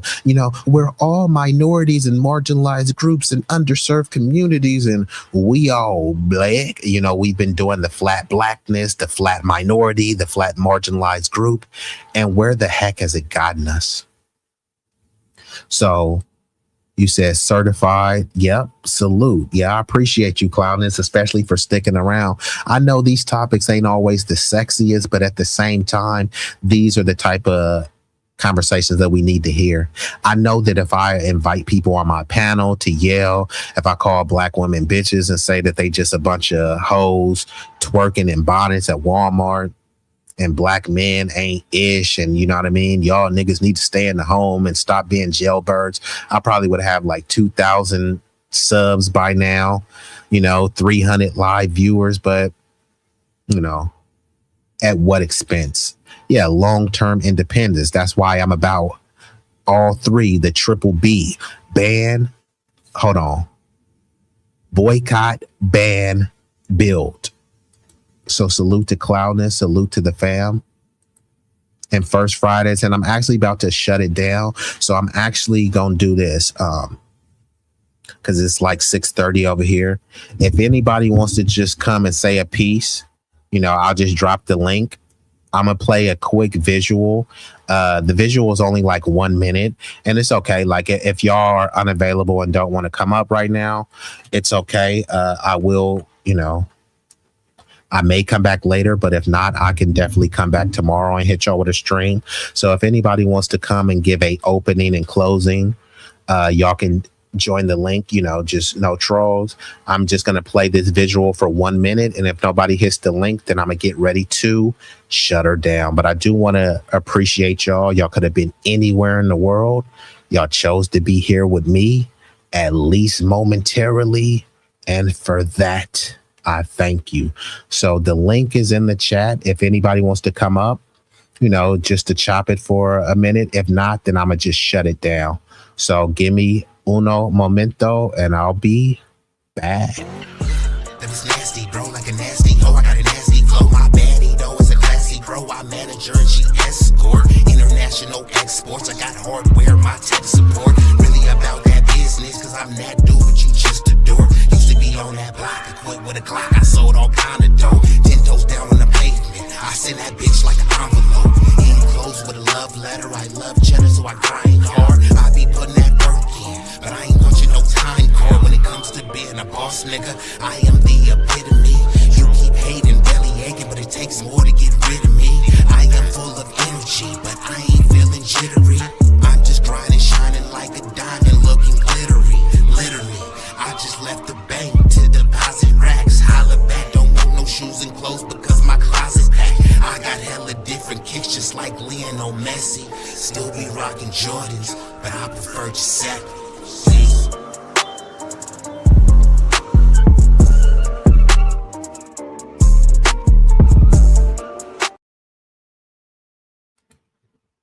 Okay, so it looks like nobody hit the link, and that's all good. So I'm gonna get ready to shut her down. So all I'm gonna do is play a series of some quick visuals, and then I will be up out of here. So I appreciate y'all. I love y'all. And before, if you are loving the content, guess what? For you to comment, for you to share, for you to like the stream, it won't cost you a fee. The likes are free. Now, if you are feeling generous and you want to make a financial contribution, then you can hit me on the Cash App. If you haven't hit the like button, go ahead and smash that. If you're feeling generous, then you can hit the Cash App. $Easy Stack. It's easy to remember. All them donations that you contribute make it feel like it's the 25th of December. Hit the Cash App. It's preferred over Super Chat because YouTube takes 30% off the top, and that's stupid whack.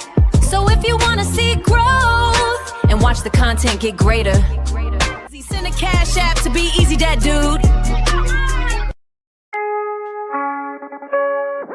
Yeah.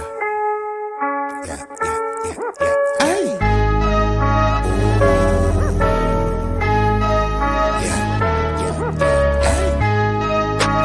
B-Eazy Dat Dude, yeah.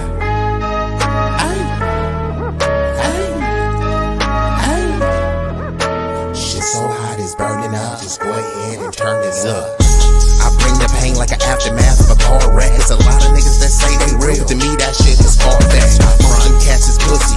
They really is on some feminine stuff. I ride up on them with the 40 ounces. The definition of adrenaline rush. What it do is sweet like cinnamon puffer. My niggas is rough like Brillo Pass. Grew up out on Mary Mac, but I used to hang on Willow Pass. These birds that I roll with, outcasts and misfits. For the zip lips so you get hit when the fifth spit. Flat line of your Fitbit. Trap habits is black magic, no voodoo. Get the bands like Buku. For the cocaine, they go cuckoo.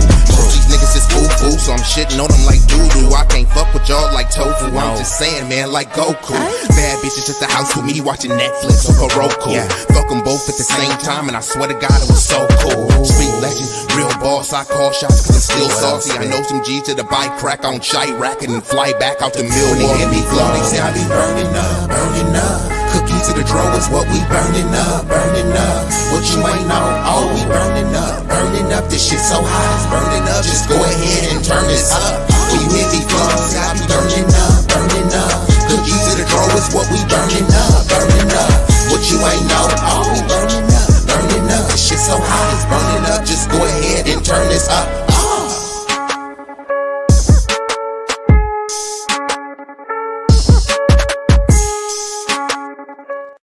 Ay, we all like B-Eazy. Nah, matter of fact, we love B-Eazy. Believe me, he really that dude. So B-Eazy, tell me how it feel. Ooh, tell me how it feel to be real, to be real, to be really that dude. B-Eazy that dude. B-Eazy, he is that dude. Ooh, he is that dude, B-Eazy, he is the one that you can call so he can get the job done. He about to reign supreme if you thought his run would soon end. He just getting started though, so go ahead and tune in. B-Eazy, B-Eazy, he is that dude. Ooh, ooh, ooh, ooh, he is that dude.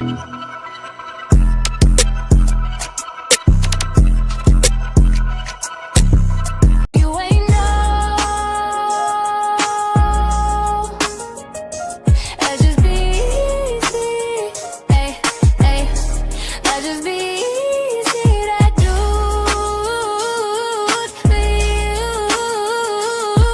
Be easy. He's that dude. You hear me? You feel me? Ooh, ooh, ooh. B-Eazy that dude, yeah. B-Eazy.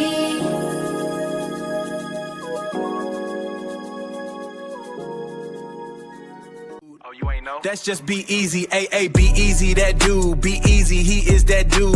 Ooh, B-Eazy that dude, ayy. Ooh, Be-Eazy. He's styling and profiling, fresher than a mannequin. Hey, yo, who's that? Mama, there go that man again. He the one who get the block booming and make the trap move. I'm still trying to figure out who is that dude. Oh, you ain't know. That's just Be-Eazy, ayy, Be-Eazy that dude. Be-Eazy, he is that dude, so you gotta let him cook. He be going dumb off the hook, got all them haters shook. He a king, you a rook, so don't never start tripping, get it twisted or mistook. Be-Eazy that dude, boy stop playing. You know you that dude and been that dude. Back in the day, he was that dude. Fast forward to today, he's still that dude. Yup, that dude. You can see as clear as day that he here to stay. Either get with the program or move out the way. Ooh. Be-Eazy that dude, he back with another one, another one, another one, another one. If you feel the vibe, like, share, and subscribe. We growing on this journey. Come and take a ride. If you wanna slide with that dude, be easy. We going all the way to the top, believe me. All the way to the top, believe me.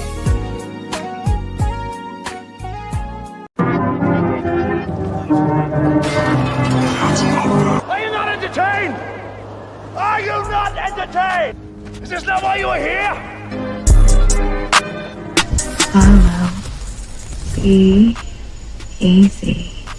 You know you want to. We're waiting.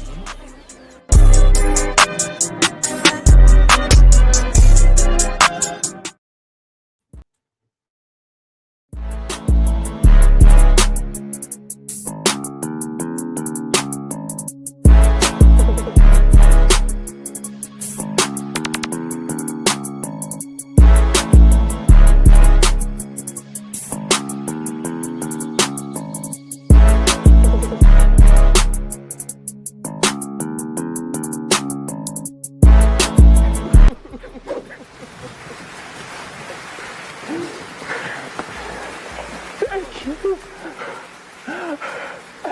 You love me. You really love me.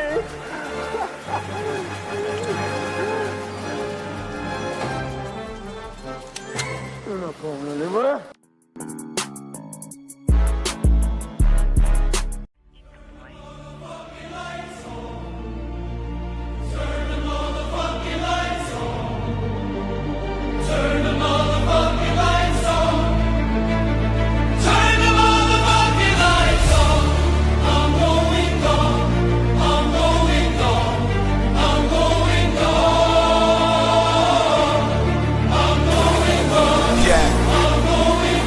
Yeah.